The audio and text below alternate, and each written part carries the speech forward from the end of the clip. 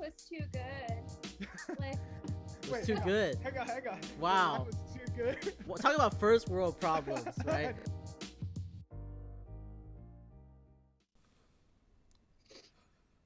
Hello, everyone. Welcome back, fellow listeners and new listeners.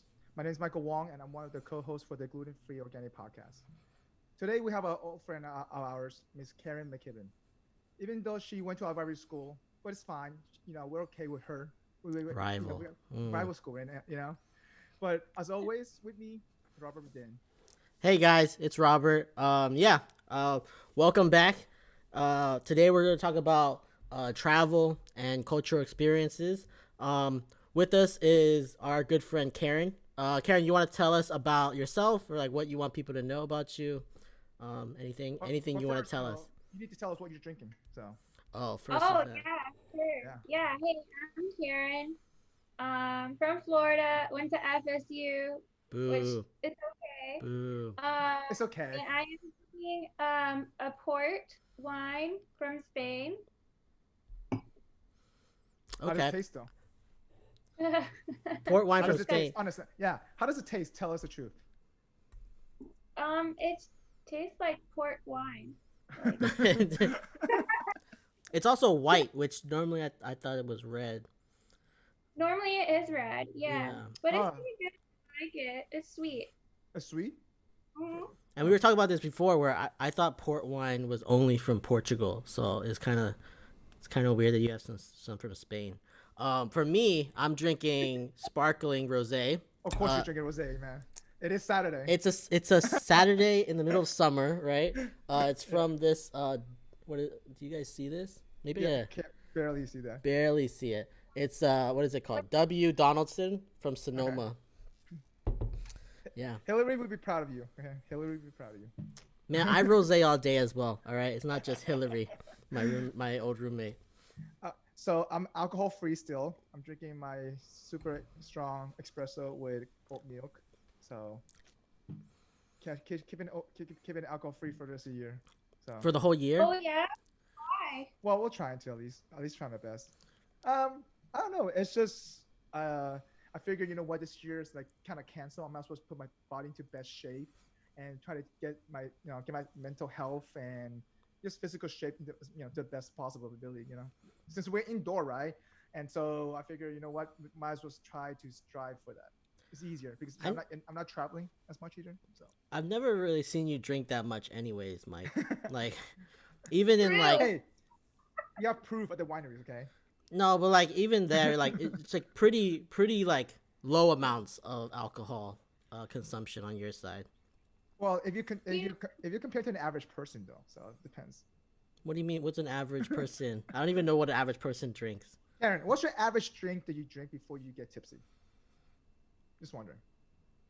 It used to be like 5, but now it's more like 3. So how about you, Robert? What is your average drink before you get tipsy? It's always been pretty high. I think it's maybe like 5 or 6. So for me, it's always been 3, like easily 3. So even in college, I think maybe 4 or 5 when I was drinking more often. So my tolerance of alcohol is always been like already, no matter how much I drank, it had never gone up. So Yeah. and it's true. And then don't get me wrong. I mean, after 2 glasses of wine, I passed out in the wine every time. You notice that? So. No, that's a different story. Like before we got to the wineries, you were passing out, so it's like that's a whole different story. But yeah, like I've never really seen Mike as like a person that like drank. I don't think I've seen you like super Wait, drunk. Karen, you see me drunk. Yes, you have, Karen. You have. South Florida. No, like it just doesn't look like you never Really? seem drunk. That's what it is. South Florida. You see me pretty drunk. Were you there from a? Oh, Was you that one time? Natalie, who else was there? I think you might have felt drunk, but like nobody else could tell. that's the like level of drunk that you get. There's other time like other people like they get drunk and they're like stumbling or like they're slurring, but you don't really get that. We'll see. I mean that's good. It's So just we I'm never see not it. a sloppy drunk for sure. I'm not a sloppy drunk. I'm a type of guy either run away or pass out drunk. So I've never seen you run away, so I've only seen pass out. correct. that happens that happened only a few times. So let's not talk about it right now. But so how about We you, have a Karen? lot of other friends that run away drunks very We do have a easily. lot of friends. So wait, hang on, Karen. Do you think during the quarantine have you drink more or less? Just wondering. More. Really? Like in a week, Yeah, like is it more often just because you're bored, or is it because like you feel like you have this alcohol you want to try it out? because I'm bored. Because you're bored. So where are you now, I Karen? well, when I was in Chicago for 3 months by myself, I drank a lot then, which is like sounds so crazy. But I was like, I had a grocery store in my basement, so I went there and I just got wine every day. That's But since nice. I've been at my parents' house, I've been pretty good. So you're in Georgia, right? Middle of nowhere? Is that where you are? Yeah, I'm like in the middle of Georgia. It's like a town of 11,000 people. Eleven Um, thousand people. Wow. Sounds like yeah, Gainesville over again. yeah, I haven't been out in society for a few weeks now, so I don't know what it's like out there. In the wild, you mean? Yeah. It's okay. I've had a few months of that, so So, I mean, do you prefer that you're in Georgia right now during this kind of time, or do you prefer it in Chicago? Just wondering. I prefer Georgia right now because all the fun things to do in Chicago, I don't really feel comfortable with doing right now. I Like, agree. because there's lots of really excellent restaurants and, bars and places to go. And I'm not really sure how careful people are being. So I prefer being out here in the country. Well, that's good too. I mean, plus that helps you for your love of horses. So, I mean, you're in the farm right now, right? What's a ranch? Yeah. What do you guys call it? A farm or ranch? Just wondering. What's the terminology behind that? Do you Fun. guys grow anything like vegetables? Yeah, they grow lots of things. They grow like tomatoes, they grow watermelons, they grow, Watermelons. Ooh. yeah. What else? So it They is have like a some, farm. It is like a farm, then, yeah. It's like a legit farm. oh, it's only like a little patch of land. It's like hobby farming. It's not Mm. Nice. real farm. It's not real. It's like It's not. it's like a garden more than a farm. Yeah, yeah, yeah. And they have chickens. Oh, so it's Chickens. like a legit farm. Okay, so when you have animals, it's a legit farm. All I don't know. right. My dad Yeah. lives in Orlando and he has chickens in his backyard. Wait, Your this. dad has He chickens? has chickens. He has ducks. Like Where does he get duck from? yeah, I don't know. And then I think he went away on a trip and he had to give away his chickens, but then he kept his or he had to give them all away, and then he only brought back ducks. So he like has ducks in his backyard now. Wait, what does Obviously, he do with ducks? I duck mean, he eggs. gets duck It's eggs, and duck eggs. then Yeah, duck eggs. Asian people eat duck eggs all the time. yeah, Oh, Yeah. that's so cool. yeah, I mean, it's same thing with chicken, right? You only keep the chicken because you want the eggs. You don't yeah, usually raise chicken to eat chicken. yeah. Oh, Yeah. So yeah, they do with the chickens. is that what you guys do with your chickens? You just get fresh eggs all the time? Oh, I can't hear any of you guys. No, I don't pick the eggs. My mom does. She so gets like 10 a day. so had they made you do any labor work? I'm just wondering. Like have No, they, they don't make me do anything. I clean up after the horses. I like go and I clean out the horses' stalls and just like clean up the stalls and stuff.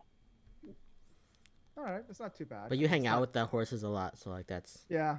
just Uh, like let me tell you, what you Karen's do. passion for horses goes way back. So Karen, tell us a little bit about that, please. Yeah, I was basically born on a horse. Wait, Were you what? born on a horse? No. Your mom was on a horse and was like, oh, going into labor.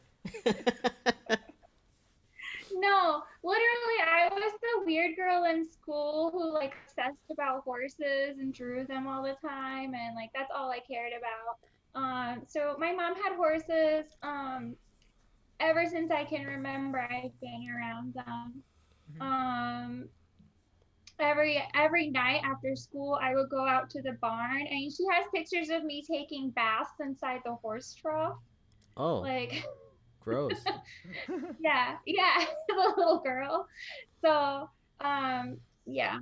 just do it my whole life. Really, it's like second nature for me. So what drives you for that passion for horse? I'm just curious. What finds you like super cool about it, or is it because the way how they look? I'm just curious. Like what? Like for example, like for me, I love basketball. I'm passionate about basketball, but I'm not a pro player. Yeah, Like I'm just curious. I'm just wondering. yeah. I'm not a pro either.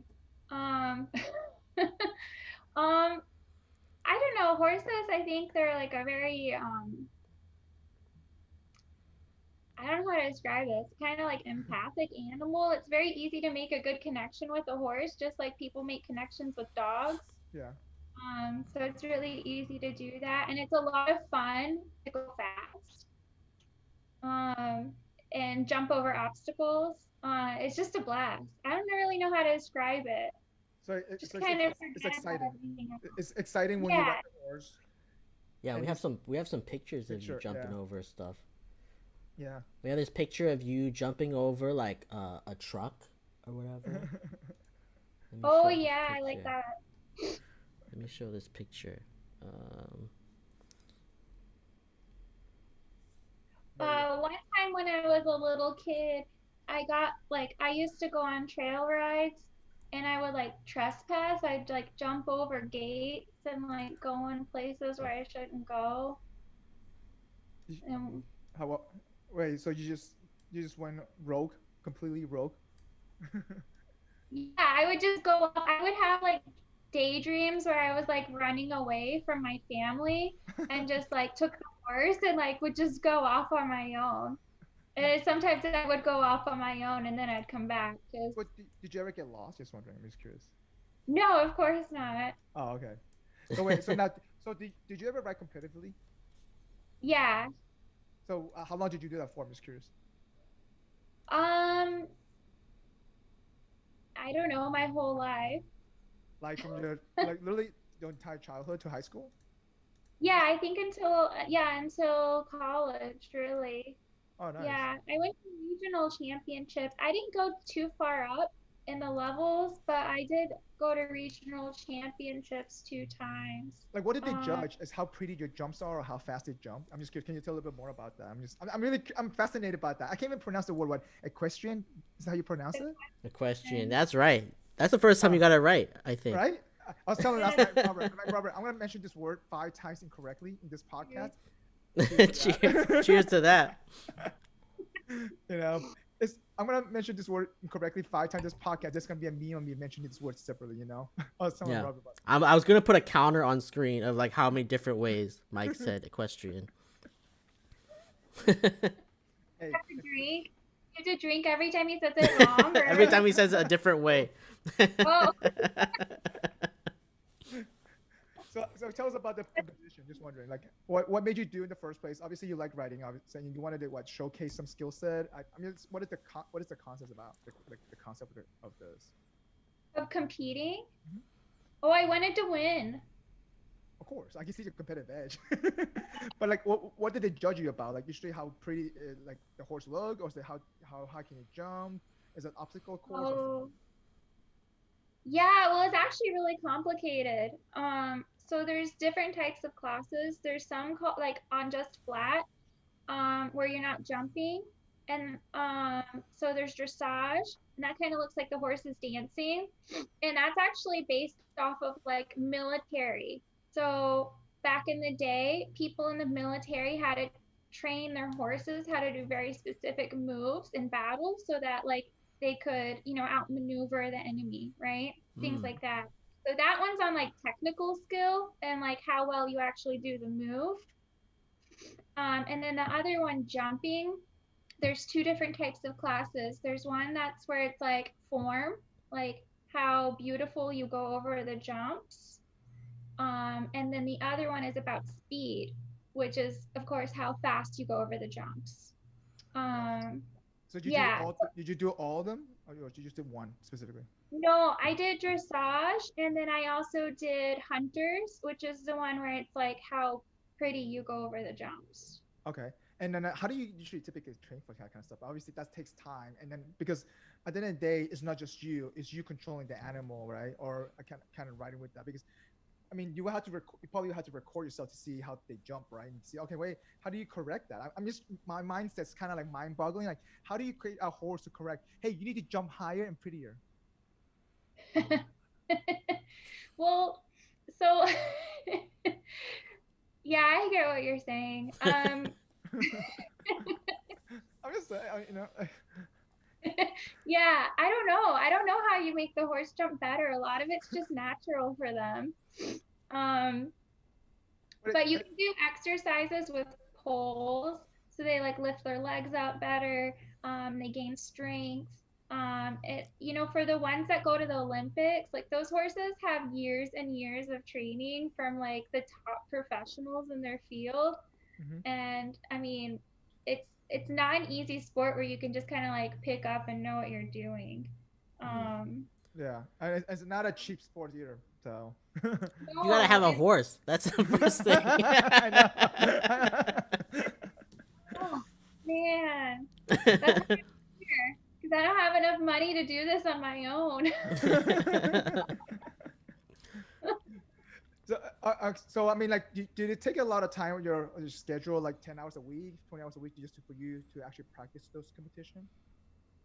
um, well, yeah, but I just was out at the barn every day because I wanted to be out the barn every Okay. day.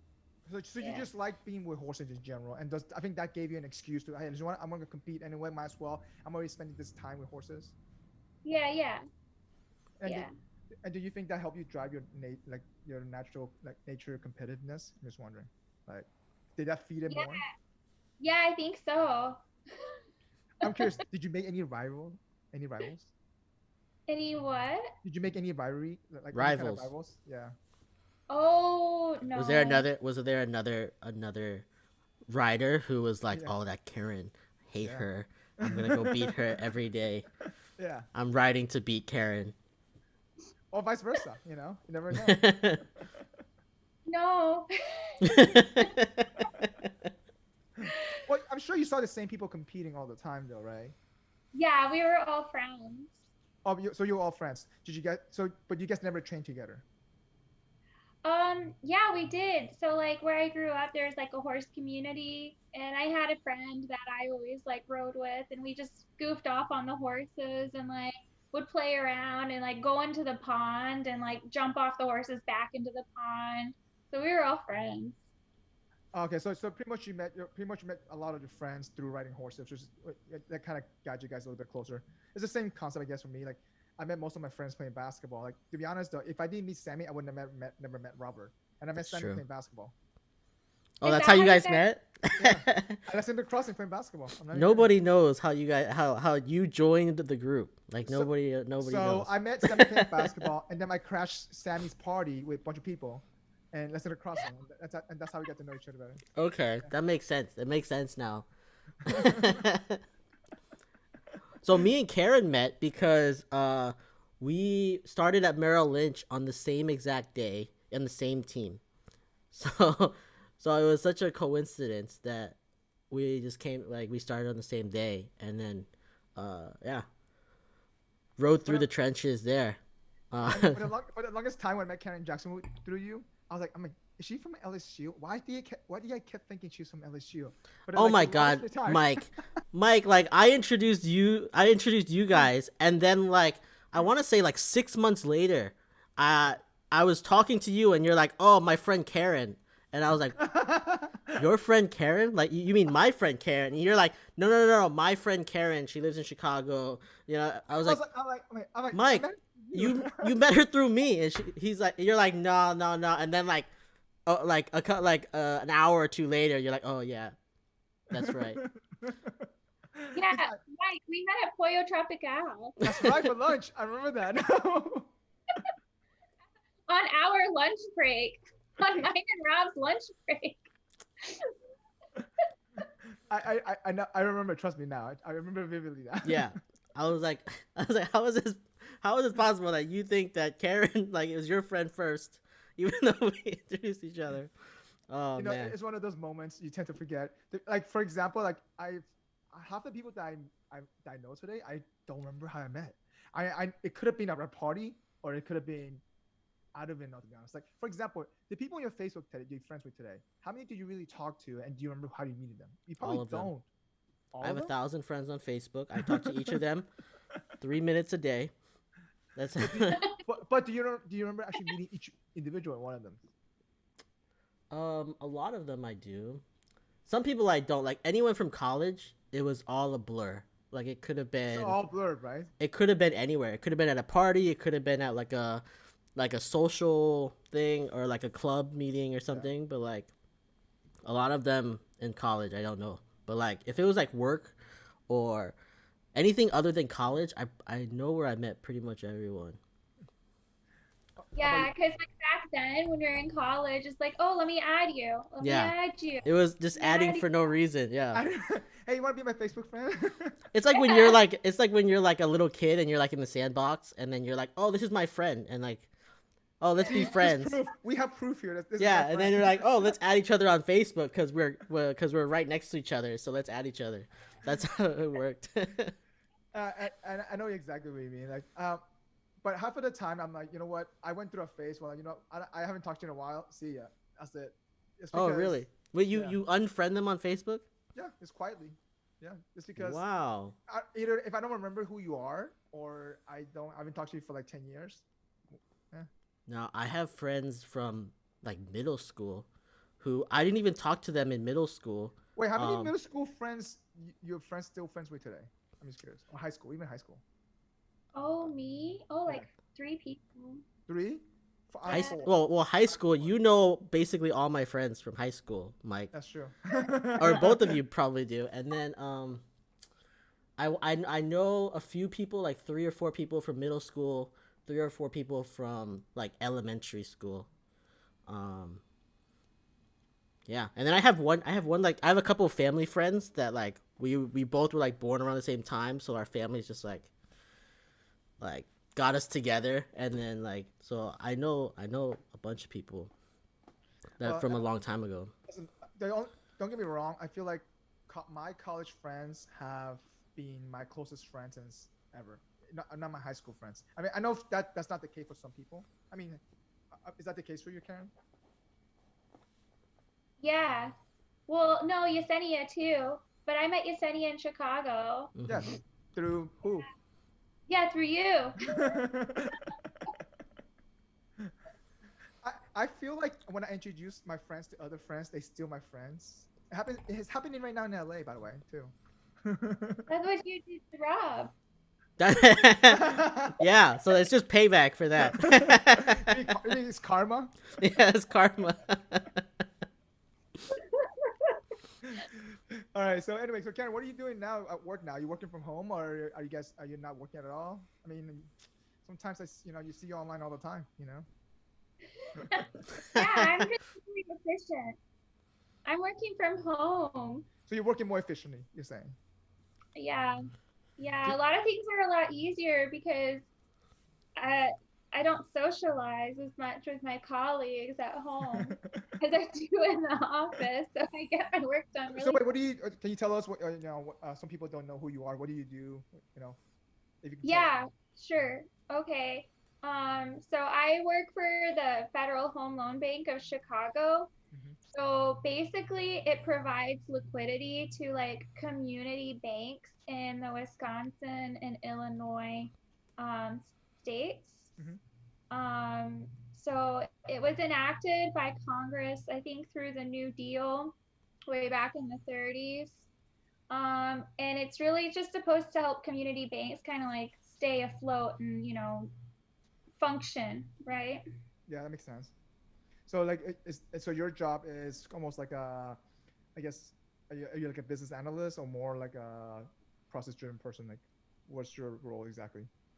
Yeah, I'm a business analyst. So, like, I'm helping with the implementation of an ERP system and then also with a loan accounting system. Okay. Um, mhm. Uh, So so then that means obviously that's a lot of like in terms of like back end work of it and part of that. But how do you not do you not miss the people interaction? Because I think I feel like that requires a lot of interaction to get things done. Yeah, I miss it a lot. Like, do you have FaceTime call every day? Like, I mean, not FaceTime call. I guess Zoom calls every day, or whatever you guys use. Like, Yeah, we do. Yeah, we use Teams. oh, use Teams. Um, Did they make you do the yeah, video? yeah, I do. Yeah, it's great. So you wear half dress shirt and then the rest is just pajamas. So you do. Yeah. I do that. I do that. Yeah. I did a presentation the other day to some executives, Yeah. and like I wore like I put makeup on and I wore a shirt and then I wore pajamas on the bottom. You ever do that and then you like stand up and you're like, oh crap, I'm wearing pajamas. Have No, you guys? I've never done that. Have you? I did it No. for an interview once for Oh, my yeah. current job. So like I have like this board back here where I can like write stuff. But in my old apartment, I had the same type of thing. And so we were gonna do like a whiteboarding thing. Like we were like doing an interview, but also like, oh, we could do a whiteboarding session. And I was like, oh yeah, I could always just. And I like stood up to like write, and I was like, oh crap, I'm wearing like, I think I was wearing like sweatpants, but but it, like I just had like I did have a polo on. I think I had a polo and a sweatpants on. So it was, They're probably wearing the same thing. yeah, but I don't think it looked like I was. Wait, did it call you out? No, first of all. No. Also, it did like, I think it was like darker sweatpants, so it looked like I could have been wearing. Oh, okay, so Pants. they didn't call you out, which is not too bad though. Then, I guess. They don't really care. Have you guys seen some of those videos, the Zoom videos of people just going to the bathroom with the camera with their phone? Mm-hmm. It's so crazy. Yeah. Like literally, and I'm like, guys, how do you not think about this? Real? Huh? You think There's they're a- real? I think they are. I No, think some of them are real. Yeah, definitely some real. of them are Like for real. literally, they totally forget. Like the There was chemistry. the one guy who like they got off a call. He didn't turn off his camera. He got up. He's wearing like underwear, and he's like walking around his kitchen.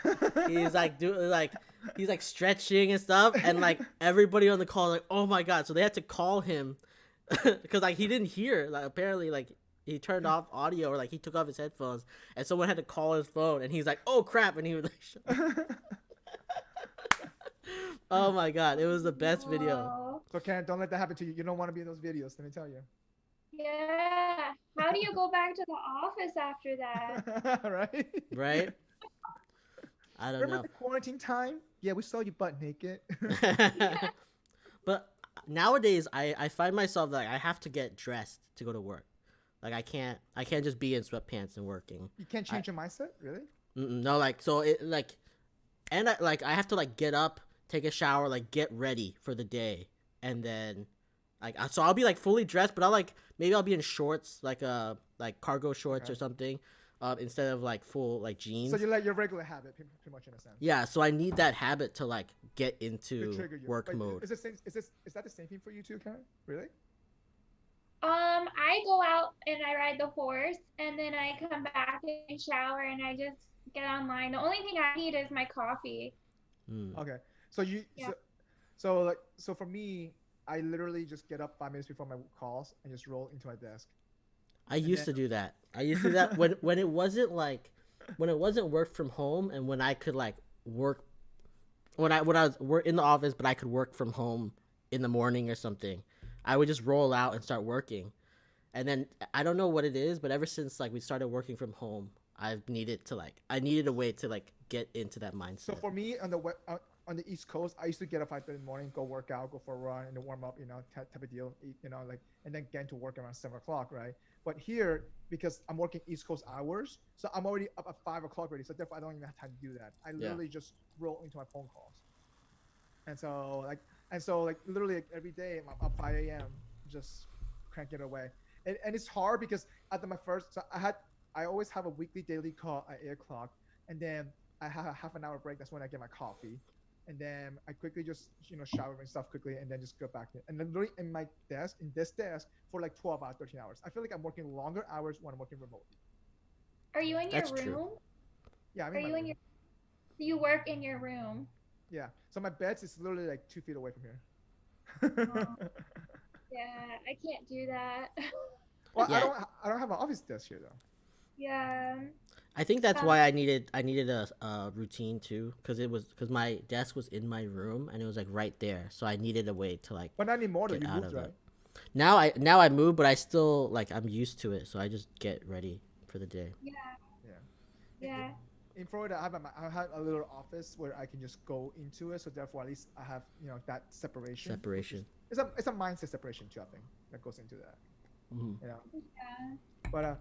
But anyway, all right. Well, Karen, you have your funny thing segment today. We're gonna get into that. So Oh show us yeah, what you got.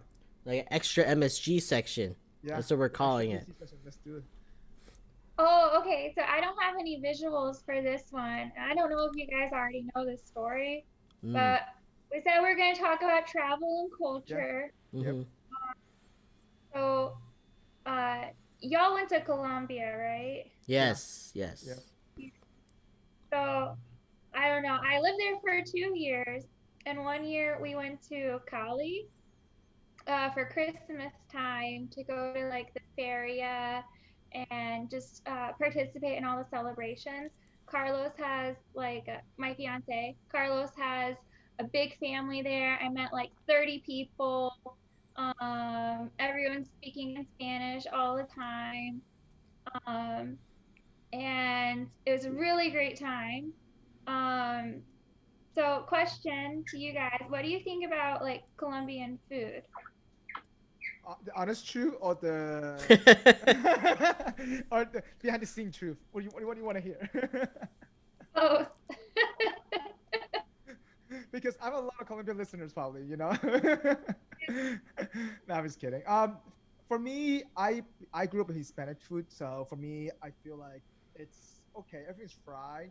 I love the Colombian panadas. There's nothing wrong with that. It's fried. It's delicious. Um, for me, but however, though, I like my Venezuelan arepas over the Colombian arepas.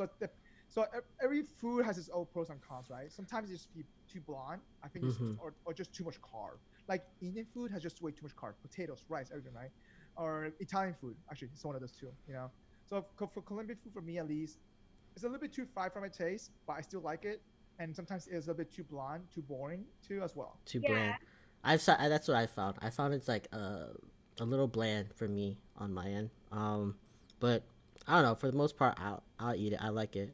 Yeah, It was a good like time. yeah. their soups good. It's great. I love their soups. Ajiaco, Yeah, sancocho. sancochos. Yeah. Mm-hmm. Yeah. They did So have that this. leads They into, did have like the cheese coffee, which I did not like. Like you didn't like that? What? A I no, lot of love people, that. Are you no. serious? They gave me this coffee. I also only drink like cold coffee, like iced That's coffee, true. right? That's So true. like we ordered coffee and I just thought it was gonna be a regular coffee, and then there's like this layer of cheese on it, and I was like, no. I tried it and I was like, no, this is not my thing. Like this is not it. I actually enjoyed that actually. No, it Wait, just Karen. was too weird. Like too much of a culture Wait, shock for Karen, me. did you like that when you tried it? drink it. I'm with Rob. I didn't drink it, but I know a Mm-mm. lot of people who love it.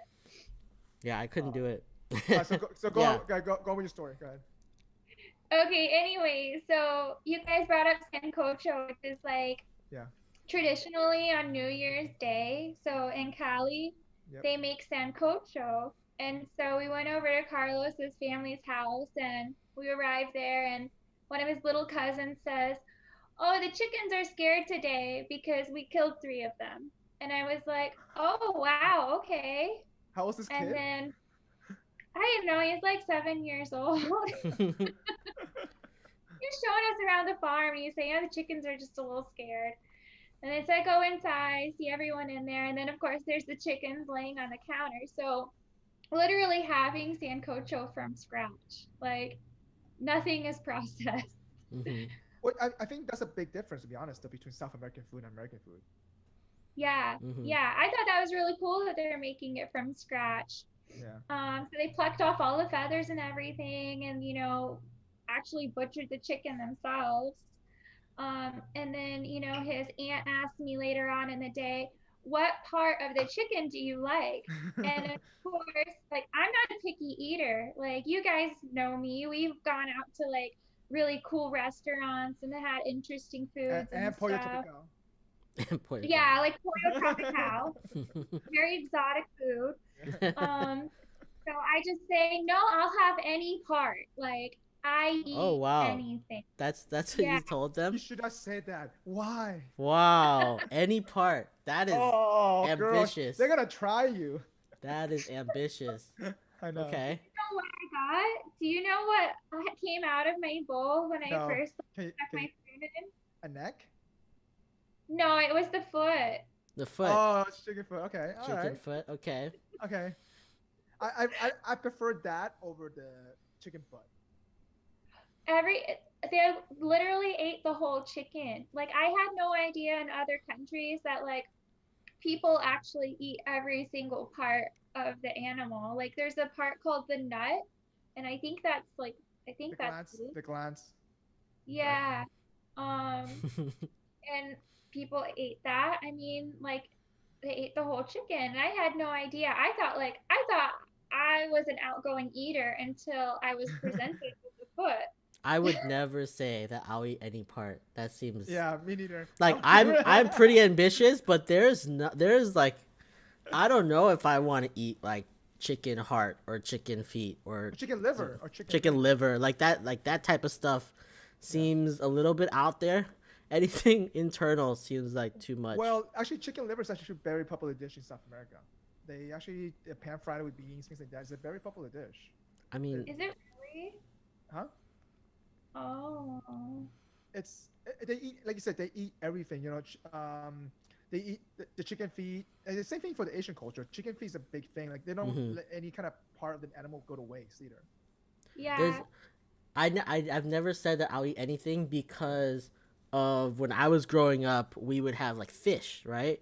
And Yeah. then my parents would like fight over the eyes, The fish eyes. the Yeah, me and fish my sister used eyes. to fight for the fish eye. Me and my So sister. like from there, like, will you eat any part of the fish? And I'll be like, no, I won't eat the eyes. Like that just is too much. It's too far past my limit. Actually, me and my sister used to fight for the fish eyes too, and for some reason. I don't know why.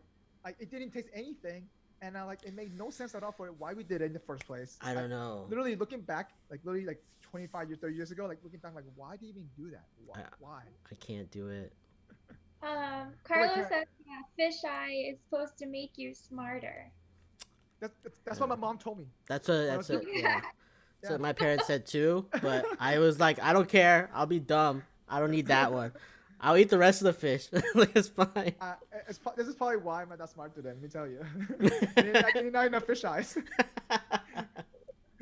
My sister ate them all, you know. That's what happened. It's not the alcohol, it's that we're not eating fish eye. There you go. So Karen, tell us, did you actually eat the chicken feet? No, I didn't eat it. Did it feel offended? No, no one. Well, actually, oh, it was so sad. So his aunt who made the sancocho, she was sitting next to me, and I just staring at the chicken, and then she's like, she doesn't like it, and I'm like, no, I love it. Oh. It's great. You should have proved it. Look at me eating this. You should have just proved it. Didn't eat it anyway because then his grandma, she traded me. She's Oh, that's nice. yeah, she took pity and traded me. All right, so we'll go on to mine.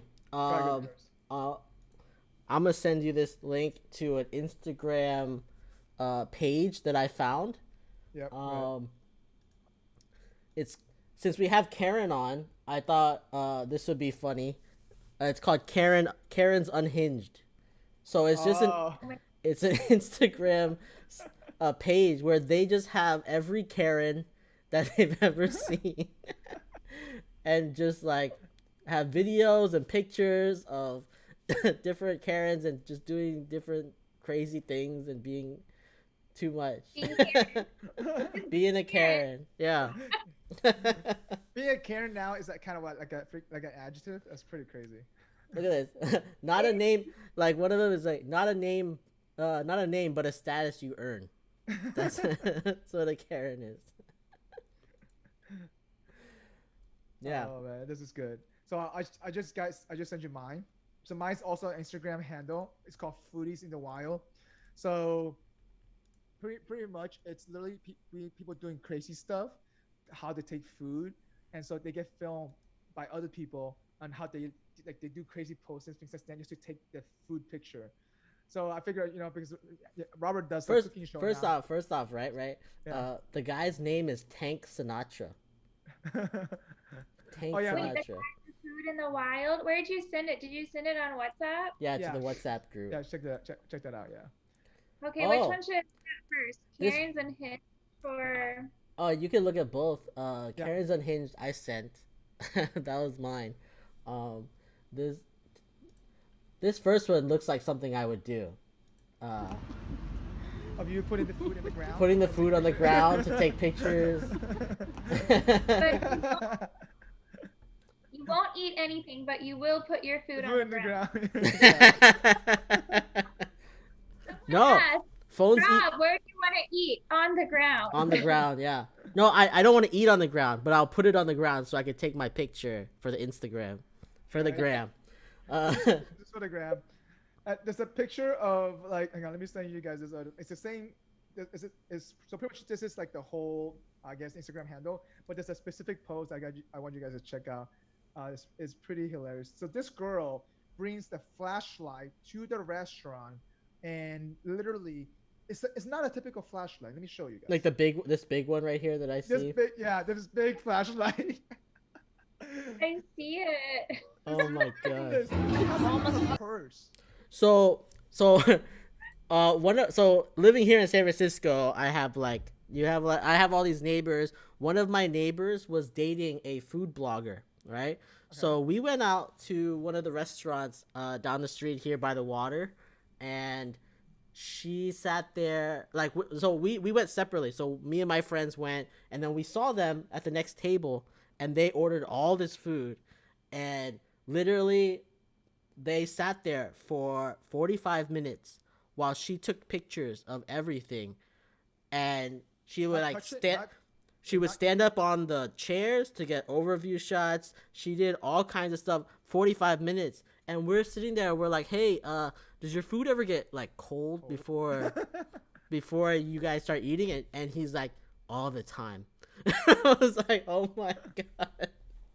I mean, I could do it every once in a while, but like every time we eat, I don't know if I could sit there. But you're a food blogger. You're not supposed to spend 45 minutes taking pictures. You're supposed to taste the food. That's the whole point of being a food blogger. It's about, right? Not on Instagram. On Instagram, it's all about pictures. It's all about making sure you have the perfect picture to post so that people follow. It doesn't justify the review that you leave behind because you're not eating the food as it's designed to be eaten. You know what I mean? I don't know, but she's pretty popular. But it was just crazy. Like I watched it, I was like, I don't know if I could. If that was the level, that's not the level of that's not the level that I would go to. Like I just don't have that. I mean, you all know I'm pretty bad taking pictures. I'm bad at this too, right? I take pictures of the food, but not that crazy extreme. Yeah, I do that too. I like take pictures of everything, and like when I have my own like cooking thing that I do, and then at the end of that, I don't think I've ever eaten any of that hot. Like none of that food, I've never eaten it hot, because I cook, and then for people who don't know, I'm a horrible cook. Or I've never cooked anything in my life. You're a beginner. I never cooked anything in my life. So like this is all HelloFresh, and I'm like just like going Instagram live to like so people can help me like do it. And then afterwards I would take We'll hold you accountable, Robert. We'll hold you accountable. It's more that you guys are helping me, because otherwise I would like burn something, I think. But it's but I like immediately afterwards I find like the best Instagram picture to take, and then afterwards I clean the entire kitchen. Like I take You don't eat right away? No, I never eat right away. I have to like take off the stove and like clean the stove and do all of that before I can like sit down and eat. So I always eat it cold. Like I've never eaten it hot. They clean everything. No, I can't do it. I'm like so anal retentive about it. Like it's crazy. So wait, so have you actually cooked on time based on the time that they've given you? I might have been 5 minutes over once. Okay, so you got close. That says pretty you're getting close. Closer. You're getting closer. I used to do like a 20-minute meal in an hour. All right, and so now if it's 35 minutes, I might be 40 minutes. So it's getting to that point where I'm getting better.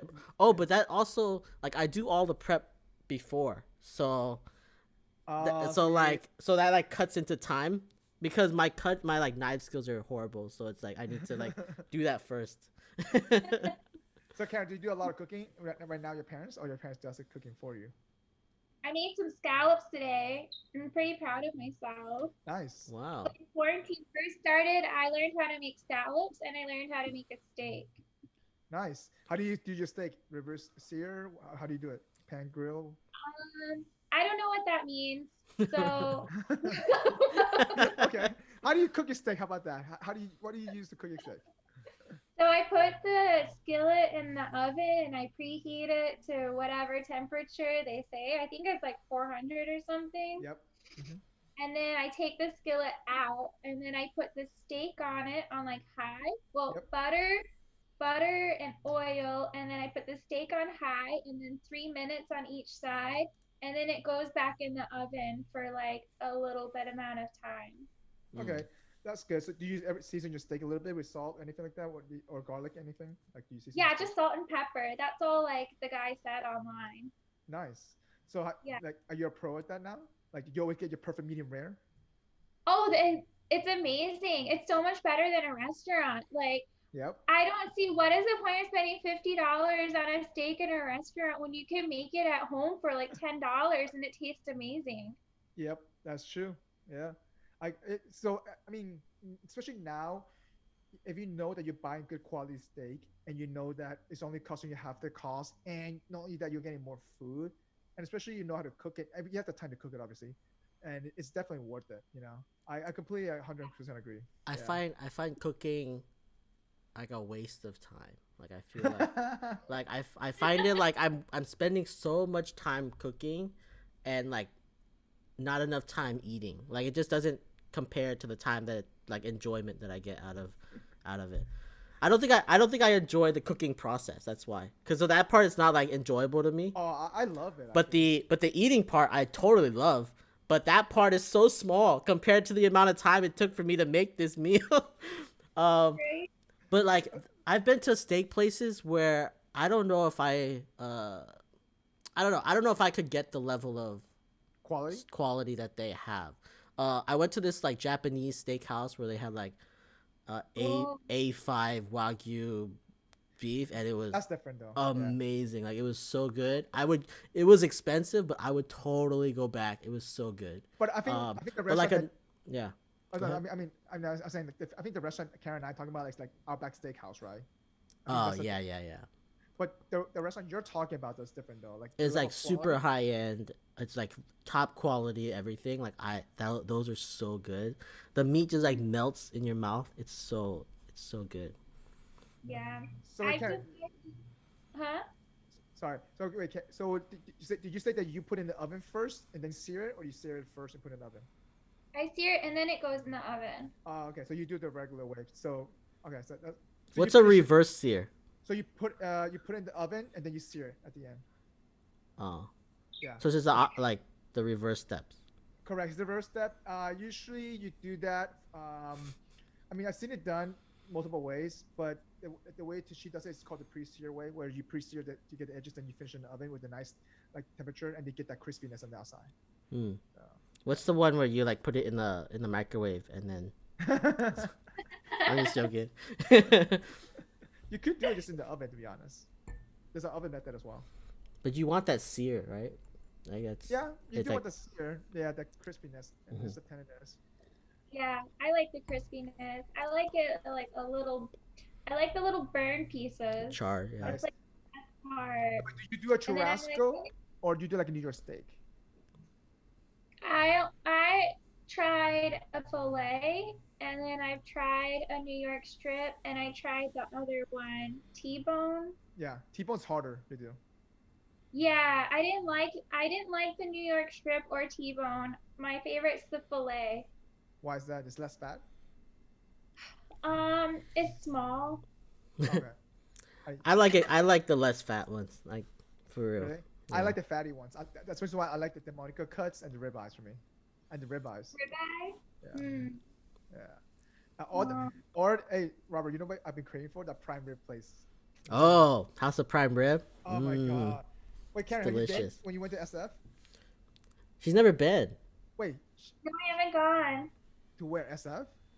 I mean, I've gone, but I haven't but gone since he's not to Oh, here. visit me. Yeah. uh, come on, get Yeah, out you there. gotta come out here. Oh It my is, god. or Wait, not I guess now, Okay, like, but let me like once everything opens up again. so. Wait, yeah, let Robert. me have fun during this pandemic. Yeah, come on over. We could take it to go, like our steaks. Wait, is that Prime Rib place open right now for to go? I'm just I'm curious. pretty sure it's open now to go. Wow. Everything's to go now. Everything is like all the high end restaurants are like making to go It's stuff. so hard just because it's not the same though. Some of this food Right. it does not last. Like Right. dim sum does not last to go. I'm sorry. I agree. Well, so I did a really cool thing. Oh no, So it's closed. It's closed. there's Oh, an amazing restaurant in Chicago called the Purple Pig. yeah, I love the Uh, place. yeah, it's amazing, right? But I made a reservation and I went and I got my food and then I just kind of like ate it on the street.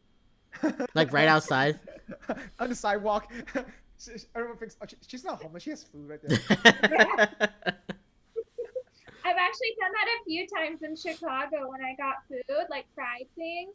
Yeah. And I joke with my friends, I'm like, this is what it feels like. Like, Yeah. like to not have a home. What do you guys miss like food wise like out of this pandemic? I've really missed sushi I cuz really I don't trust getting sushi to go. delivered. Really? Like yeah, I don't trust it. Why don't you So, just go pick it up? I mean, it's too far. I have to take an Uber to go pick it up. I'd rather not do that Just ride a either. bicycle. You could rent a. I don't think so, man. I miss Korean barbecue. Oh, yeah, that's fun because it's social. Hmm. It's social. It's just to cook the meat right in front of you.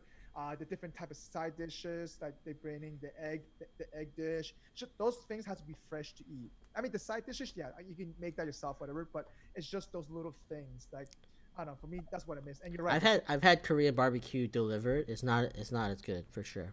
It's horrible. Yeah. No, it's no good. When you try an Korean barbecue delivered, do they bring you like the little stove thing with fire No, pit? it's like all pre-cooked and then you just like it's just there for you to eat. Right. How about you, Ken? What do you Oh, miss? ah, hmm. I miss being able to just like go down the street and just randomly pick a place to try some food. Yeah. Oh, you mean like tacos? Like I was called food trucks? Sorry, I was gonna get taco place. No, like so in Chicago, there's like a famous street with all these really great restaurants, and you could just walk around and try random foods and like Hmm. go on like a food tour if you wanted. Yep. I've done that a few times. So I'd go to like a sushi place, and then next I'd go to like a Girl in the Go, and then like all these other places and try just random things. I I miss So this agree. spontaneity. so every year I go to Chicago during the time when you guys have Taste of Chicago, and Oh, so do you know what they're doing that this year? Because I still have a ticket to go to Chicago in September. So in July. Sorry, the end of It's July. not doing it anymore. Is it canceled? cancel. Yeah. Really? Is the end of it's canceled? Okay, well I gotta change my plane ticket then. I mean, you could still come to Chicago. You Mike, probably I think you should just you should just plan that everything is canceled this year. yeah, that's a good way to go because then Cuz you'll you're be happy. yeah, cuz you're still expecting like the what is it? What? Oh yeah, the wine, the Mills Festival. Mill Valley Food and Wine Festival. I don't know. It's supposed like they put it's usually in June, like May or June. No, no, it's later than that. That was I thought was when I came in. Usually it's August, isn't it? No, it's not Or August. July. I thought it was July. I It's huh? summertime, and then it got pushed. Now it's pushed to September sometime, Okay. which I don't even know if that's gonna happen. But yeah, I would assume everything's closed, and then you just like if it So Karen, happens, then you this take it. this this festival is like a wine and food festival thing that this in the north side, right, of San Francisco. Is it Hmm. north or east? I It's in forgot. Marin County, yeah. Yeah. And so we've gone what past 2 3 years something like that in a row, Hmm. and for like what is it, $80? I forgot, $60, $70, $80, something like that. I I don't know. think it's 60 to 80 somewhere in there. Yeah. It's like all you can eat or drink for 4 hours. Yeah. And it's Um, good quality wine and it's good like quality food. really good wine, really good food, and it's And at the end of it, you can take as much as you want. top notch. It's Good. top notch. Yeah. And let me tell you, I don't pass out there though. Let me tell you. It's so I good. got a question for you guys. Do you think it's unethical to travel right now? Like, do you define on think define unethical. What do you mean by that? whatever your definition is of unethical?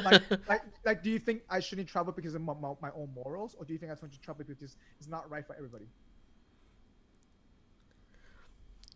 Because of your own morals. Like, do you think it's wrong to travel right now? So it depends on what you need to we're travel gonna for. say we're gonna say Mike here is a no because he's traveled all over during this time. He doesn't No, no, care. no. First of all, time out. Let me. He doesn't care. I'm actually gonna explain this to Karen because I don't tell people where I go half of the time. Okay, so I've only gone. So in beginning of March, I went back to Florida because I saw this coming, this whole pandemic issue coming, and I knew California was gonna shut down first, right? So I had to get out of here before anything happens. So I went back to Florida to make sure, and because I knew we had to quarantine ourselves, quote unquote, for at least 2 3 weeks, and none of us knew about the whole virus situation. So therefore, let me go back to Florida. I go back to Orlando. I can stay there for 2 3 weeks before I go to visit my parents. So I did that before anything went chaotic.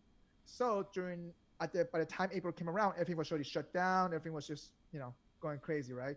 So I went to my parents between April and until end of May, first week of June, I believe. Yeah, first week of But June. okay, so your place is in Orlando, and then you went down to Miami to 4 weeks, visit your yeah, family. 2 3 weeks later, yeah, to visit my parents because my parents was still going out every day to Costco. Hey, I need something like this. Go to Home Depot, or they were using every single excuse just to go out to buy stuff.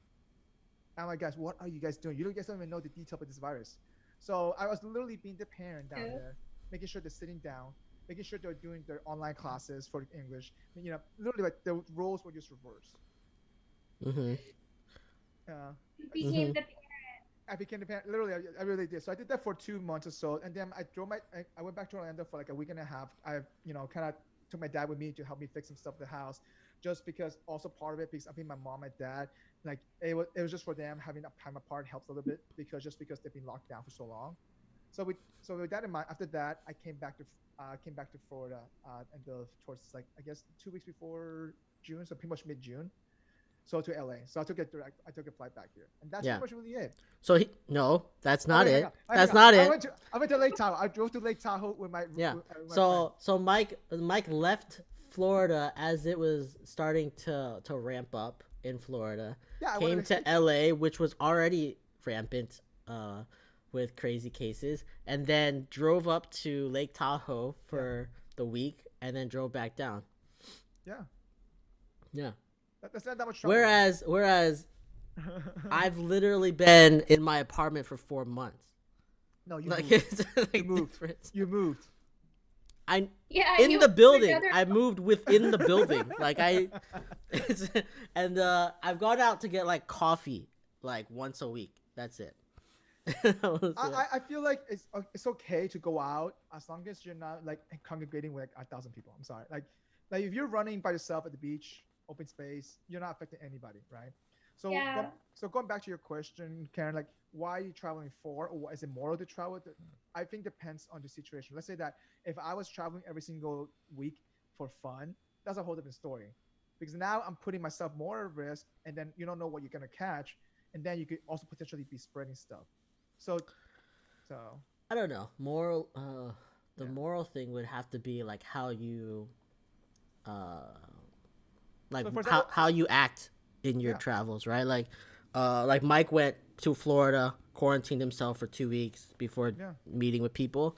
I yeah, think if you were traveling around and you did that, every place you went, you quarantined for two weeks. mhm. Like I don't care. Like I feel like that would be the way I would have done it. And only that for liability purposes, I actually got myself tested before I flew, so that way I knew that I'm not spreading anything. If anyone is gonna blame me shit for bullshit crap like this, I'm like, nope, I got tested before in front line. So what I mean, and then I tested myself after I came back from Lake Tahoe, and so just in case, things like that, I think it's just like Yeah. how you handle how you everything. approach it, I completely agree. Yeah. But wait, Yeah. what do you think, Karen? I'm curious. Yeah, I think as long as you're careful, I think it's fine, right? As long as you're not doing anything risky, like you're being physically distanced and you're quarantining yourself Yeah. 14 days after you travel, I think it's fine. And I'm on the same page as you. I think if everyone took a test before they flew someplace or after, I think that's really responsible, to be honest. Like I don't see a problem with doing that. Like there's a lot of things that we can do to make it safer. But Um, I think it takes everyone to be proactive versus reactive. I think right now we're so used to being reactive mode, and it's kind of like to switch the mindset. It's about being proactive. Like people, listen, hey, the mask might not help completely, but guess what? At least you're being proactive to do something versus being reactive negatively to something. You know what I mean? So I think that's a mindset of actually the way people think. So yeah. Mike, do you see like do you go out into in LA and see people like crazy not wearing masks everywhere? hell yeah. Cuz that's what I saw on a I video. I listen, not just LA, in Miami, man. What are you talking about? Miami No, alone? but Florida's different, a different story. Like they don't give a shit over there. Like, I mean, but Florida. but California is supposed to be like progressive, like super crazy. it's not everybody. Okay, so when I go for a run, I always stay. So I stay. There's two paths in the beach side, right? There's a concrete path and there's like a dirt path. Everyone knows the dirt path is for runners, and that everyone knows the concrete path is for walkers, right? So I usually run on the dirt path, but when I see people walking on the concrete path, they're walking literally next to each other. A lot of people are not wearing anything, but then there are some people who are even sitting down in the like in the grass watching the sunset, things like that, they're wearing the mask. So there's both sides of things, right? But for example, I got a guy approaching me when I got stopped at a red light because I was getting ready to cross the road, and this guy asked me, "Hey, why are you wearing a mask while you're running?" I'm like, "Oh, I'm training for a marathon. This helps me breathe better."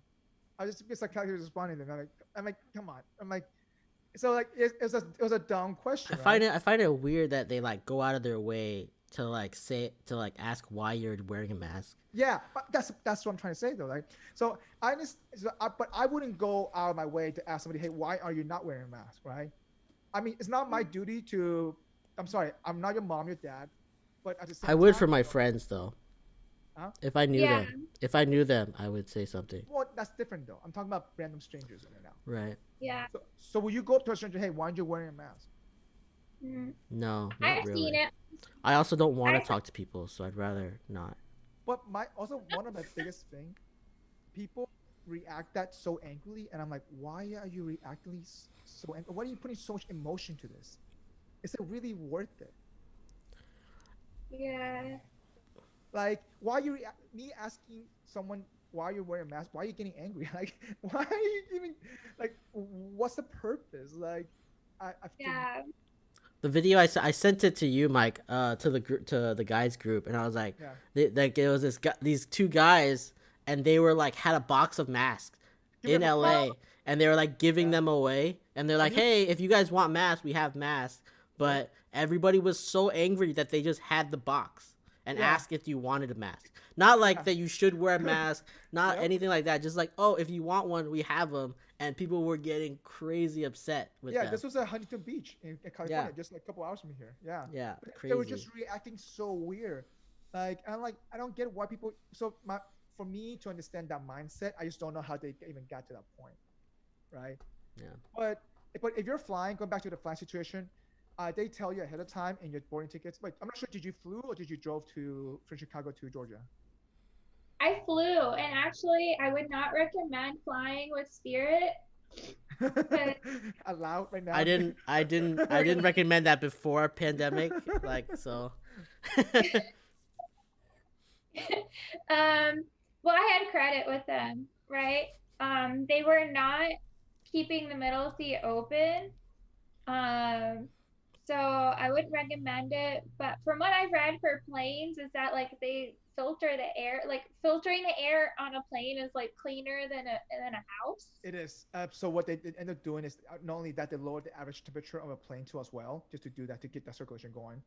And so they doing a more. I think that their filter thing is like, um, I remember reading about this article. I just don't recall it, but it's like it's supposed to kill a little bit more particle. But however, there's a caveat to that is that you got to make sure that air circulation keeps happening, otherwise the air is being still. Yeah. And that's how the germs spread. Yeah. So what I did is I quarantined myself for 2 weeks beforehand, and then I flew, and someone was next to me in the middle seat, but I wore a mask and I wore a hat. Wait, what's Because the hat supposed to do?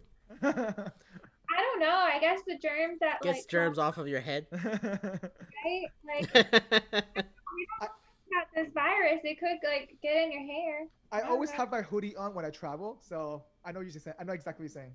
So Oh, Yeah, I really? had a hat on, so just in case, like, I don't know, someone told me if it gets in your eye, like, you can get sick. no, it's as you rubbing your eye, then you rub into your face, rubbing your nose, You of should course. have you should have worn the Yeah. shield that they have. The Oh, shields, that'd be funny. the I wish I plastic had shields. one. I would love to wear that. This is the only acceptable time in our life where we could wear that and get away with it. And now Halloween costumes as well, though. You That's can wear true. them. Halloween. Halloween. Yeah, only in Halloween. For Halloween and in a pandemic, you can wear something like that. So how was that flying experience, by the way? Yeah, it was fine. Like, they don't serve any food or anything. I'm sure Was you good. experienced that too. But everything was fine. And then when I got back to my parents, I was a little nervous to hug them when I saw them. Your own parents? Yeah, because I'm like, oh, I just done a flight. I see what you're saying, though. Yeah. Yeah. But I mean, keep in mind, your parents are what both of them are doctors, right? So they probably face patients almost every day. So they're probably Yeah. more Are at they risk. still working? My mom's doing telemedicine visits.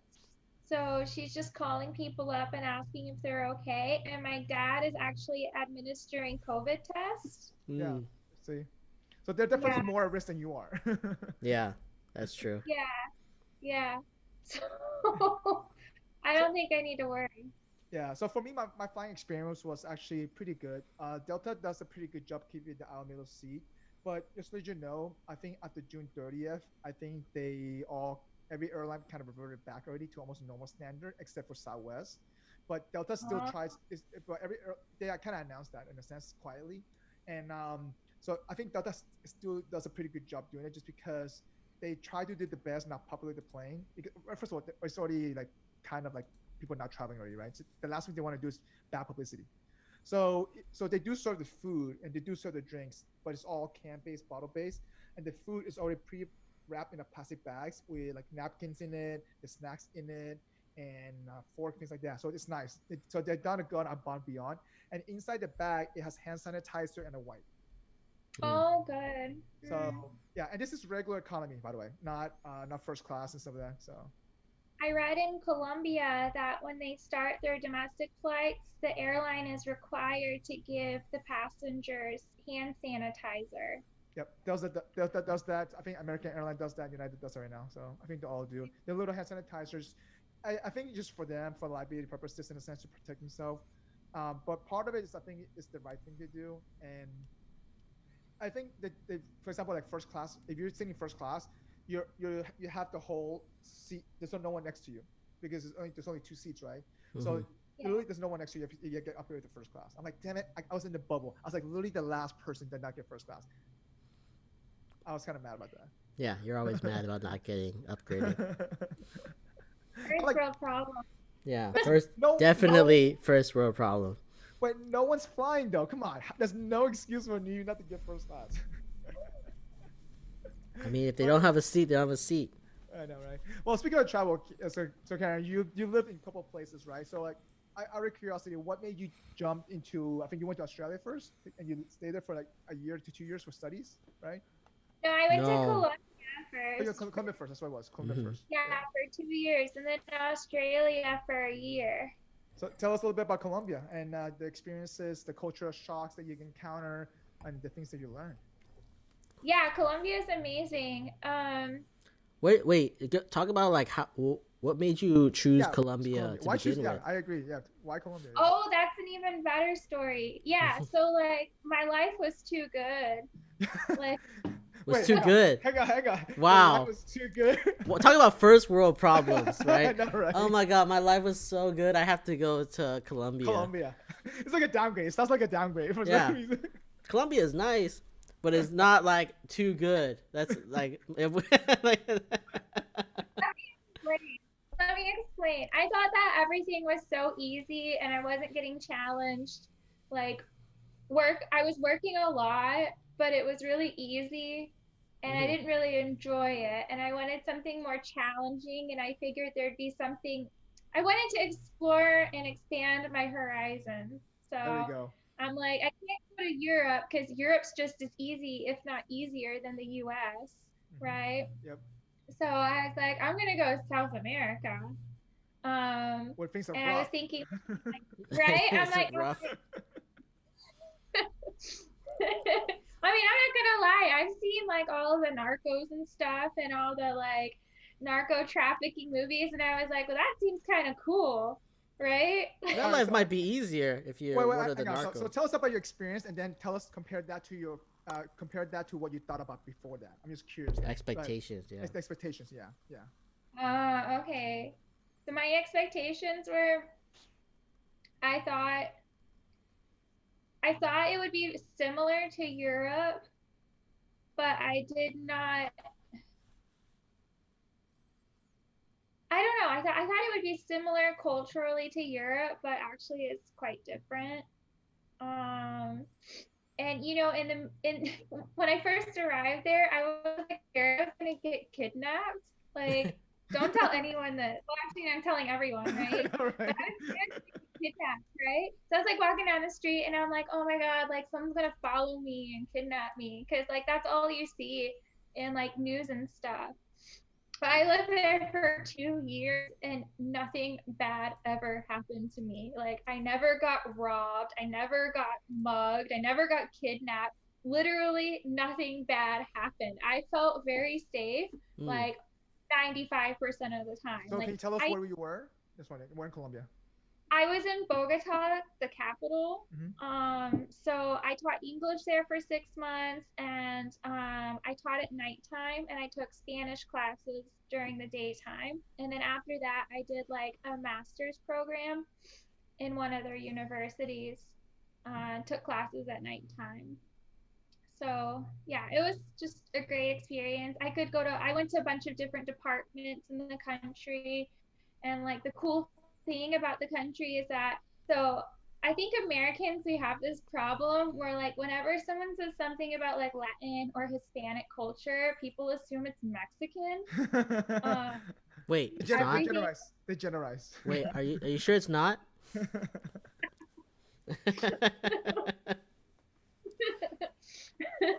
Anyway, so like Americans think that like it's all Mexican, right? Yeah. But within Latin America, there's so many different cultures, and it's really cool. And then in Colombia itself, like every single department has their own culture and their own festivals and like their own Mm. history. Yeah. Yeah. So like, it's a lot of fun to visit and travel within the country. And you'll hear this from Colombians too. A lot of them will say like, I don't have any reason to leave because I have everything I want to see right here. Like they have the beach, they have the mountains, they Yep. That's have true. tropical forest, they have desert, they have everything, and Mm. they can go there and it's cheap. So It's a beautiful country. I 100% agree. Yeah, You I know, agree. It's beautiful there. the culture itself is gorgeous. I think the architectural history behind that is amazing. Obviously, the girls and the food is pretty good. I mean, overall, I mean, it's a great country though. In a sense, like, I think my experience though is definitely different from yours. Mine's only 2 weeks where, while I was hitting different spots, right? So I wanted to cram as much as I could to kind of get a little bit of the local life. So for you though, like, how long did it take you to adjust to your local life experience, or to just because you were there for 2 years, right? But you were too busy teaching, and you were too busy, or learning in Spanish during the day. Like, I'm just wondering, like, how long did that take you to kind of adapt to kind of get used to that kind of stuff? I say it like went in waves. So when you go to another country, and actually I think they've done studies on this, right? When you go and you move to a different place, you get this really big high. You're like excited to be Yeah. there, you're excited to learn new things. And then after a few months, that's when your like cultural shock sets in, right? And Mhm. you start getting a little depressed, right? And you miss things from home and you want to go back. Yeah. And so for me, like it kind of happened in waves. Sometimes I would think, oh, I gotta go home, and then other times I would think, like, oh, this place is amazing, I love it, right? I know I told I Rob this I a mean, few I times. remember I was those times. I hear. I Uh, remember those times. Like I'd be so do talking to I. Karen, she'd be like, "Oh, just like." I remember thinking like, cause you went over there to teach English, and Yep. then Yeah. you would like complain that you could only teach English At the same time. before and after school, Yeah. and I Uh-huh. was like, but that's when kids can learn English. Like, I agree. you're like, I can't even go travel around because I have to be there Yeah, I before know. and after school. And I was like, Karen, I think that's the way you're supposed to do it because that's the only time that they had. And It's then the you would, after schedule. yeah, that's their schedule. And then there was a lot of times where you're just like, man, I wish I could, like, I miss being home. Yeah. And yeah, I remember those conversations very much where you're like, oh man, I wish I come back. But then there's like, then the next day you would be like, oh, I love it here. This is like, Yeah. it was just like so What? bipolar. Yeah, well, I think once she does like a little hiking trip or do something, she does a little trip, and then she Mm-hmm. comes back. Okay, her mind resets. That's what. And Mm-hmm. trust me, I feel, me and Karen, you and I have little side chats all the time about random stuff, and I remember those like, specific moments. I'm like, she's gonna change her mind tomorrow. Yeah, that's what like after a while I was just like, oh yeah, she's like feeling bad right now, but in a But little while she's gonna go somewhere. so now that 2 year experience, right? Like, do you think it kind of shaped or molded you a little bit differently, the way you think or your personality? I'm just curious. Yeah, I think, and I'm no, I still do this, but before, when I was living in the U.S., I think I judged quickly, Mhm. um, and I would react quickly, and I don't know if this is like maturity or learning how to like control emotions, but I think that situation where I struggled to communicate with people, uh, made me a lot more patient, Mm, um, than I was before, So I and think I think less. that you said right there. I think everyone goes through that phase. I think at different time period. I personally have, and I think I'm personally going through that phase as we speak right now, especially. But so you're saying from your perspective though, because of the culture change, it kind of make you realize to be more patient, or is it more Yeah, like the other way around? Like, yeah. I think it was. I think the cultural change did make me more patient because, like, in Chicago, it's like go, go, go all the time, right? It's a big city. And especially like working in banking and finance, people are just obsessed with money and like getting ahead. Whereas I'm not saying there aren't, I mean, I've lived in the capital. There's a big finance and banking institutions there too, and it's a big city, and people are doing things quickly. But I think being there and learning from their culture and like having family as the center of everything, and just the general culture of niceness and openness to strangers, and not being able to communicate and people being nice to me. they're super that's friendly. Having something I They're found too. Yeah, like they're I would super go. friendly. They always wanted to like get you to understand even if we didn't speak the same language. So like I took an Uber. I remember I went to visit you and I went and took an Uber to the restaurant that we were going to. And the guy who was the Uber driver couldn't speak English at all, not even a little bit. And I had my Google Translate on to like try to translate back and forth. And like he said some things, and I just be like, okay, yeah. And then he would just like say it over and over again, and like do different things to like say it, but then do some motion to make me understand. And there Understand was it. Yeah. like everybody I met was just the same way. They were like always wanted you to understand, like wanted to be friendly and like talk and like be yeah, it was a different culture So, completely. so do you think that now, going back to the expectation question, right? Did it surpass your expectation, or did it meet it, or did it just eh? oh, 1000% surpassed it, That's you good though. know. So it's not like Yeah. Narcos during like the shows and stuff Or maybe that's like why. Maybe she got in and now she got everything's in. above and beyond. Yeah, I got the stuff. No, but I'm glad. No, I'm glad that, yeah, you had a good experience. So, what made you decide to jump to Australia next? Oh, it was actually kind of a happy accident. So the university I was going to in Colombia, they offered an exchange program with Hmm. an Australian university to finish my master's. So I just kind of jumped on that because I figure I might Why as not? well. Yeah. right? Yeah. Yeah. How long you were there for? I think I was there for 11 months in Okay. total. So Yeah. how was the Kiwis? Is it the Kiwis? No. What do they call them? I forgot. No, this is New Zealand, What right? do you call Aussies? You call Oh, it's Aussies Aussies. You Aussies. call them Aussies. You call them Aussies. That's right. You call them Aussies. Right. Yeah. You Ki- got Australia's Kiwis are. Kiwis. No, no, no. My bad for people listening. Okay. They're good. Yeah, they're nice. Kiwis are nice too. Yeah. So how was Australia overall? Like, how was the I guess the educational differences, the cultural shock, and the food. You gotta talk about the The food. food, Yeah. the food, food's, it's normal. Oh, Like, okay. Oh, okay. listen, English food is, Okay. I can't say anything special about it. And it's really expensive Wait, too is to go it to is it like there. British food?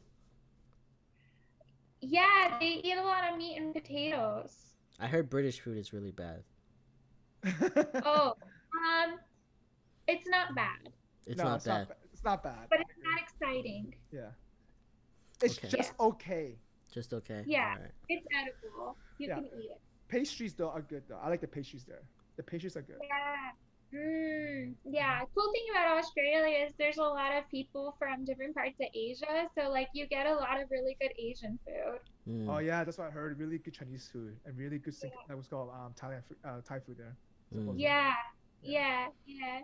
So tell us about your experience, your study living there. Who'd you stay with? Did you live by yourself? How's the culture shock in terms of education?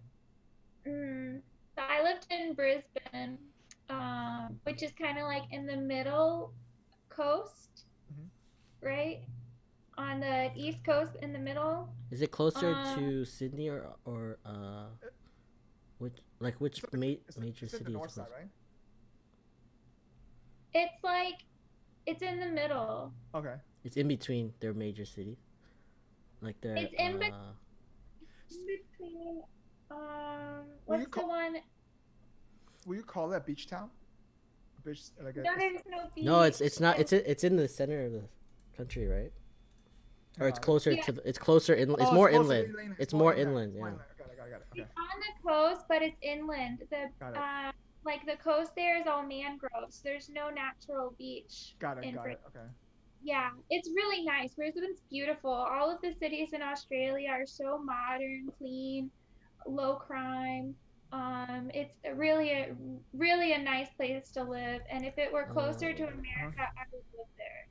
So how was the culture in terms of versus Colombia? Like you went to one extreme to another now. So how did that affect you? Yeah, well, so I didn't really meet very many Australians, to be honest. Really? Like, yeah, because in my classes, a lot of people were from China. Like, Also I even, international. yeah, I had one class where I was the only Western student, and like, No. literally everyone was speaking Chinese, and I'm like, I don't know what you're talking about. Look at this white girl sitting here. Why she here in this class? Yeah. What is she doing in this class? Did you take a Chinese Probably class?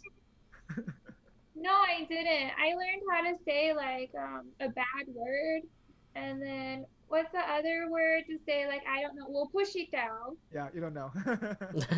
Yeah, Carlos taught me how to say that. So like when they were talking in Chinese, I was like, "We'll push it down." Every single answer. Yeah. So I mean, so compared to the education classes there versus Colombian classes, how was that overall? Was it better? Was it the same? Oh, this is gonna be controversial. That's fine. That's the I whole think point of I this learned conversation. so much more. I learned so much more in my Colombian classes than I did in my Australian ones. Really? Why say that? I'm just wondering. Like, is it the way they taught the class? Yes. Yeah. So in Colombia, the class size was like what I would expect a really good master's program to be. It was a small cohort of 11 people Hmm. where you could actually have a 11 good people. conversation. That's like PhD in America, by That's the way. very low. Uh, Yeah. Yeah. Because So even it the was masters here in America is like what, 150, 200, something like that in yeah, America. it's a lot. Yeah. yeah. So how many people were in Australia for those classes typically? Oh my gosh, I had a class with like 100 people in it. Okay, but isn't it Yeah. education is free there in Australia? I don't know enough about it. Like, No, they charge international students a lot more money, but it's still yeah, cheaper than going to an American school. really, still And cheaper than going to American Australia, school. huh? But even with the living costs and the tuition there, it's still cheaper than going to American school. Yeah, it is. Wow. Yeah, I think my degree cost $30,000 in So total. would you compare the your Australian classes to your FSU classes? Like how did those compare? Yeah. Mm, I oh I don't want to discount my master's degree. Not live on the episode, okay? Well, I studied economics. I don't really think that's a very popular major. So Mm, my class sizes were pretty small, and I You had a good mean for your relationship masters or for your undergrad? Sorry. at to my FSU. undergrad. Okay. Yeah. So I had really good relationships with my professors because my classes were pretty small. That's nice though. Yeah. I don't know. Yeah. I found like at UF, I didn't really learn much from the classes. It was just they told me what I should be Doing. learning, Yeah. or like something like that. Like the classes, I didn't really learn anything. The teachers, they like did lectures and stuff, and you like hear it, but like the stuff that I learned myself. Like it wasn't like Yeah. it wasn't like the classes did anything for me. It was more Yeah. self learning. So Karen, tell me about the experience working in Australia. I remember you had an internship, so that. So I did have an internship. yeah, how was that working overseas versus working in Colombia versus working in the United States? Just the, Oh, okay. Yeah, this is gonna be good. Okay. Yeah, so in Colombia, like when I taught English, they were very strict with people. Um, you had to be, you had to look a certain way. If, like for women, if you wore a skirt, you had to wear tights, like Mhm. pantyhose. Um, like very, very strict, very formal. Mm, Um, if you it wasn't a flat hierarchy at all. It was like very hierarchical, and you couldn't skip rungs on the hierarchy. You mm. know, like you had to talk to your boss. Yeah, You couldn't talk to your boss's boss, fast. right? Yeah, Like that's a big deal if you talk to your boss's boss. Not like in America, right? Like in yeah. America, with everyone, we don't care. Depends on Um, depends on the company, but yeah, Yeah. can see that for. yeah, and they address people by last names, and they'll say Yeah, it's like, "Don't always last things first. Yeah. like very formal. Wait, Mm. wait. Did they mispronounce your last name a few times? I'm just curious. Yeah, the like McKibben. Yeah, they couldn't say my last name. I can pronounce your last name. I don't even know how to pronounce your last name correctly, to be honest, in the beginning of this podcast. Oh, At the beginning of McKibben. the podcast. How long have you guys known each other? Only 15 years now. I mean, it's your friend, right? Your friend Karen. It's your friend. So now, I mean, so going back to Australia Hmm. working experience, how was that? Oh yeah, it was decent. It was cool. It was like an internship. So Hmm. there was a guy. He moved there from the U.S. Hmm. actually, and he's like kind of starting his own little he's a little entrepreneur, and he had all these different little projects and did consulting. And so I worked on like a project to gather information about the mining industry and protecting intellectual property. And it was all very chill, like very calm. Um, Everyone there, complete opposite of Colombia. You just say their first name, Yeah. Mm. uh, title, nothing. Like even professors want to be addressed by their first name. They don't Hmm. want to have doctor or professor in front of their name. So it's cool. There is very flat. I enjoyed that. Mm. Okay.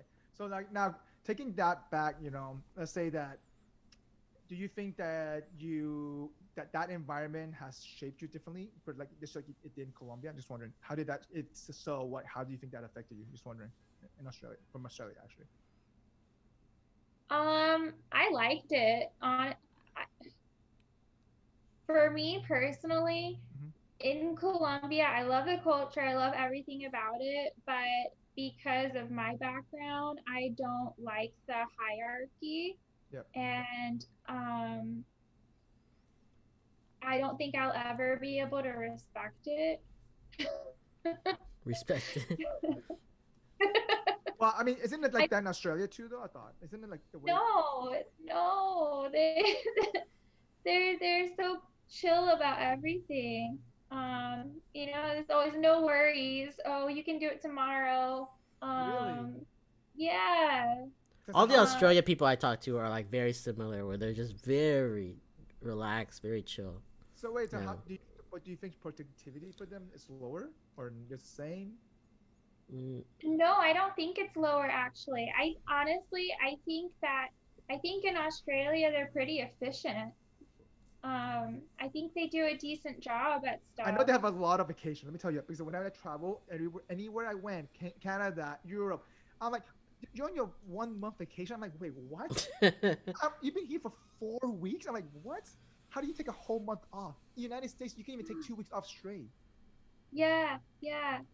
Yeah, I met an Australian couple in Colombia once, and their company, they work for a mining company, Hmm. because that's their biggest industry there. Yeah. Um, they worked for a mining company, and they were allowed to take a year sabbatical and then return to their jobs.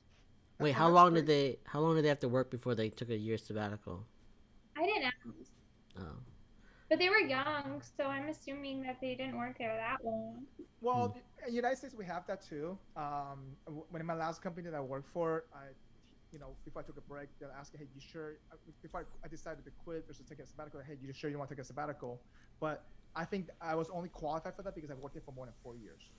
Yeah, usually Oh, it's like a little while. Like you just have Hmm. to work there for 4 or 5 4 years. years, Yes. Yep. and then they'll give you like 3 months off or something, and then you come Yeah. back. For me, it was yeah. So they offer you. I think every company is a little slightly Yeah, a little different. different. Yeah. Like oh, to be honest though, I actually want to go to Australia. I heard just that, like you said, the people there are just different. I heard the regions actually it matters a lot where you go. The people changes a little bit drastically. That's what I heard. But I just want to experience itself, like just the city itself, just because you were there for like 11 months. I'm sure you probably like were merged with that a little bit. Yeah, I think I that's regret really not being able to go visit you during that time. I know me and Robert planned that. I'm Yeah. like, damn. well, Australia is really easy to travel in without having a guide. So, like, highly recommend you guys going. They're closed until the end of the year, though, so you won't be able to go this year. Oh yeah, we can't go this year. No, we can't go anywhere this year.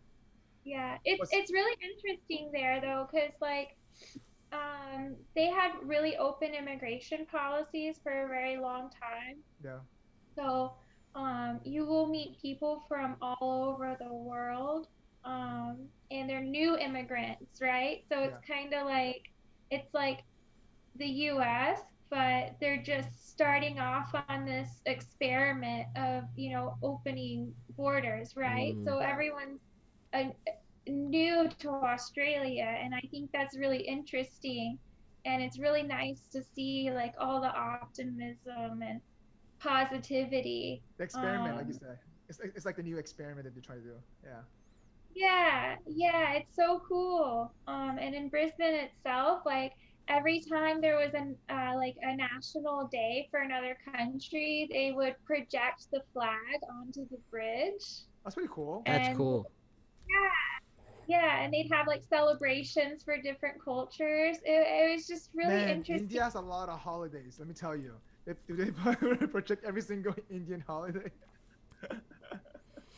I don't know. Yeah, Asia does their holidays are the day that day and the day after. They always Yeah, have like a rest period, a rest day after no, their holidays. it is. It's a resting period. So it is. Yeah, it's crazy. I'm like, oh yeah, this is a hangover day. Yeah. Like, Like Chinese New Year's is 2 weeks. yeah. It's 2 weeks. Why do you need Chinese New Year to be 2 weeks? America doesn't even get a week for that. You have a 2 week hangover off of that one day. it's a real party. I want to Yeah. go. Yeah. So what is the takeaway you learned from Australia? If you can name one thing, I'm just wondering. Mm, Is there I anything you met missed about really Yeah. Australia? I miss that I felt really, really safe. and very calm, Mm. and that people seemed normal. Wait, What's normal? What's wait, normal? because normal compared to like To what? Colombia and Chicago and Georgia where you're at now. What do you mean normal? Like Like you gotta what be more normal specific. versus like what Yeah. is normal? They just seem so practical, right? Like you didn't hear all this crazy stuff about like mass and like You mean you mean you're talking about like normal people having common sense they actually respect. So okay, Common now sense. let me ask you: is community there a little bit much closer than it is in America? It's a sense of community. I don't think so. You don't think Mm. so, really? No, I Because in Colombia, I personally think that's Yeah, closer. for sure. Like the yeah. community is the thing for them. Like you do it on the behalf of the community. It's not by the individual. I think that's a little bit different. But so you're saying in Australia, it's not like that at all.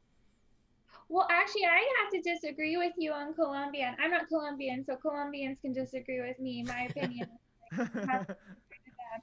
Okay, But like, I think Colombians value family more than anything else, that's true. I think Hispanic in general. right? That's value family. I agree. That's first. Yeah. Yeah, yeah. I think that in Latin America, people really like work really hard and struggle for their family, right? Yes. It's Yeah. all about the family. Who I don't care about the community, I care about my family, right? I think it's family first. I think then comes the community though, because I think once you take care of your family, the next step for them is actually to about the community, and I've seen that Yeah, after many times. Yeah. And yeah, I think like caring about your family like also like emanates into the community as well. Like it's Correct. just a Yeah. yeah. I And you agree with that. and you say that you don't see that in Australia or you haven't seen it. I didn't see that, and that's probably because I was in like a transient Okay. group, right? Yeah. So you're one with Um, locals, I guess you could say. Yeah, but I think that I think they're trying to make everyone feel inclusive, right? And I like that. I think they're trying to build a community with a lot of new immigrants, right? Yeah. I think they're trying to build that. Because they do have festivals and fairs and lots of activities and events for the community, and they do have a lot of nice public spaces that they take care of. mm. Yeah. So that inclusiveness probably I think that kind of makes them a little feel more safe to be open about it. I think, and that kind of helps them interact. And then knowing that that builds awareness for every other population out there probably. Yeah, yeah, yeah. So, and I mean, obviously, United States is a little bit more closing up right now, a little bit more closed up. But I do see that United States, they do some people. I mean, depends, I guess, on the family and it depends what the area. I feel like some part of the United States does value family. I personally see that as well. Um, Yeah. I think that's cultural. I don't think it's regional. I don't think that's even like oh, you think in because how diverse we are, we bring that? yeah, I think cuz you're Chinese, like Yeah, your culture like has that embedded in it. yeah. So then you see that. I don't see that as like a normal thing in American society. Um, No. well, in the Midwest, I think so. In the Midwest, especially like when it comes to Mm, family, I've seen that. I guess maybe, but I don't know. I don't see it like I haven't seen it in Florida. I haven't seen it here in San Francisco. I don't like, and those are just completely opposite like places. I just don't That's true. see it as like a thing for American culture. So you see Um, that more individual values more than anything else. I think I feel like it's more based on your background. So it's very cultural depending on where you come from. There's some people that do value family a lot. Yeah, In the South, there's like yeah, the people there like they value their family sometimes, like depending on who you are.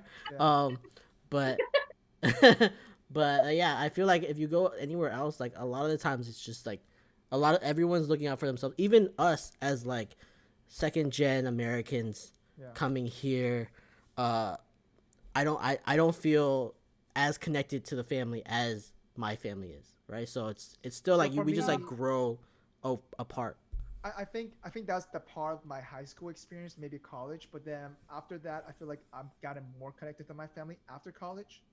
I at least for me, that's my personal experience, No, right? I agree with that. Like after Yeah, like in Jacksonville, when I was like hating Jacksonville, I would go back to Orlando all the time, and family was always there, right? So yeah. it's Easy. definitely a thing, but like even so, like I've always been more of that mindset of I have to make things out for myself Yeah. first. So wait, Karen, you grew up in Jacksonville, right? Yeah, I did. I grew up there. So now how was that experience in terms of like was it family for you, like that you guys value more, or is it more like uh cool, you could do your own thing type of deal? Oh, it was all you can do your own thing. Really? Yeah. I told you it's cultural, man. Well, the reason why I was Yeah. asking that, oh no, the reason why I was asking that's because I think, going back to the original question, right? I think environment shapes people, right? But Yeah. but I feel like talking to you, I feel like after you going through your cultural experiences, going through the life experience that you've gone through, I feel like for you that mindset has changed a little bit, right? Based on what or versus what you've grown up. So like, Yeah. do you feel like today do you value family a little bit more than you used to? I'm guessing. Oh yeah, 100%. Yeah. Yeah. And one of the things is that I and obviously there's a bunch of studies done about this, like how environment can help people change their mindset, the way they think, the way they're raised, on the way they educate themselves, or even that having that habit to create this self-awareness. So like for you, you probably somehow growing up, it made you the person who you are today, where when you got to Chicago, your life was too good, and you thought, what, screw that, I'm gonna go to the rough place. Something trigger you to have that kind of mindset because you truly found that you were not really happy, right? And Uh, so I think that that's very rare, to be honest, to have the self-realization. So, yeah. and that happened to you when you were 25. Yes. Yeah. But doesn't everyone go through a quarter life crisis? Let's see. I quit my job when I was 28, so I was past quarter life. Quarter life No, crisis. it was 29. Yeah, 29. But but I No, still feel. I think that's something in like our generation, or like in between our generation and this next generation, where Yeah, we like there's this quarter life crisis. I yeah. think like boomers all had a midlife crisis, right? Like Yeah, which is because different. boomers, I feel like they all work just to survive Hmm. and to provide to the family. And I think our generation is like we're reaping out the benefits, so therefore we have more spare time. We're about grow up to a certain degree, and then the next generation they're gonna have even more spare time, so therefore they're traveling. Yeah. You know. So we have like a quarter life crisis. They're gonna have like an eighth life crisis, and it's just gonna go from there. Oh, I mean, I want to say that my thing is a quarter life crisis. I feel like every single year, I think after I turned 30, I told myself, you know what, I'm gonna challenge myself every year a different thing, and I think Oh, I've done that, and I just because I wanted it to see, you know, for me it was like, okay, I need to have a set of goals, and in order to have in order for me to try to accomplish a set of goals, I need to have a challenge, just like you, right? For your perspective, it's like you wanted a mental challenge, you wanted, but you didn't know what to look for. So for yeah. you, did you knew that you want to do that master's program in the first place? You know, like, did you find out about it when you were in Colombia? You know what though? I've always been the person where I've never really planned anything out for a long time. They tell you in school, oh, you always have to have a plan. You always have to, Set have your goals and 10-year stuff. plan, Yeah. 5-year plan, all your goals, blah, blah, blah, blah. But you know what? I've never had a 10-year plan or a 5-year plan, and my life has turned out just fine so far. So, That, like, I just yeah. think you need to have everything lined up. And I think, like, just being open minded and taking in the opportunities as they come, I think that's a really good way to figure out what makes you happy. I completely 100% agree. So, how I mean, at least for me, I mean, Robert, probably you could vouch to this as well. Like, how we plan, oh, everybody, hey, after high school, you got to go to college, and after college, you got to find a job, right? It's like pre-planned stuff, right? In a sense. I feel like now that because we have more spare time, we are thinking about it like this type of routine fits everybody. No, And you're right. yeah. So I think that's also generational, right? So like Yep. our like boomers were like, oh, we didn't go to college, so like our next generation, they need to go to college to like do something, and then now we all went to college and we're like doing stuff, but then the next generation coming up was like, we don't like. what did they learn? Like they learning from what we did. Like we went to college. What did we learn in college that we Nothing. couldn't do now? Nothing. Which very little, right? So then now the kids are doing whatever the hell they want, but Yeah. then they're also being okay. But before our generation, people didn't have college and they were also doing all right, right? So it's Yeah. I Well, feel like they're people yeah. value education more back then because it was more scarce, right? Now that we realize education now is just everywhere, and we realize though, hey, education might not be the best route for you, but just in case you don't know what the hell you want to do in your life, you should go take the education Yeah. route, so at least you can figure yourself out, right? Yeah. That's the whole purpose of that. But I think, Carrie, you brought up a very good point in terms of having that awareness and be open to it, because for me, I'm the type of person who plans everything, and for the first Yeah. time when I turned I think after 20, 25, 26, I was like, crap, I don't have a 5 year plan. I don't have a 10-year plan anymore. I literally don't. I'm like, I don't know what to do next. So that's my quote unquote quarter life crisis. But then I realized I'm okay with that. Oh, yeah. Um, I'm okay with that. But as long as I told myself, you know what, as long as there's something that I can stay challenged with. And for me, part of that was I realized that is moving to LA because I was for me, Orlando was very status quo to a certain degree, but also it could be a mental thing, right? When you mentioned earlier that when you go to a new environment, you have this hype and you willing to do things more. You're willing to actually go above and beyond to get out of your comfort zone. Yeah, yeah. So and I kind of love that about it, and the beauty about it that also is kind of like it's the reason why I was asking you earlier in terms of like, hey, how did Australia motivate you to do that? Because you just changed environment again, after 2.5 years. Now, Yeah. now when you went back to Australia, you went back to Colombia, then you went back to the States. Did you when you went back to Chicago, did you feel rejuvenated? I like how you just laughed. To be honest, I was like, what am I doing here? Oh, really? Really, I'm surprised. Wow. Well, because So like I was like, if it was like up to you Yeah, and like if you're thinking like, oh, I'm back in Chicago, what am I doing here? What would you have thought would be a better alternative? yeah. I'm just curious. What would yeah? I don't know. Okay. Okay. I mean, it's Well, fine, and it's fine. But I mean, so you end up in Chicago and you got the job, and but ultimately, though, I feel like, do you want to stay there for long term? Just wondering. for me, no. No. Um, yeah, I love Chicago. It's a great place. I do get a sense of community there. I think people are very proud of the city, Yeah. and love it. Um, but in the long term, I want to be closer to my family. Yeah. So therefore, go back to the value of family for you, I guess. So which makes sense, though. Is So Yeah. that has that always been a goal? Is to come back to family, or is that yeah. just like after travels and stuff? So that changed. I think your mindset changed. Yeah. Yeah.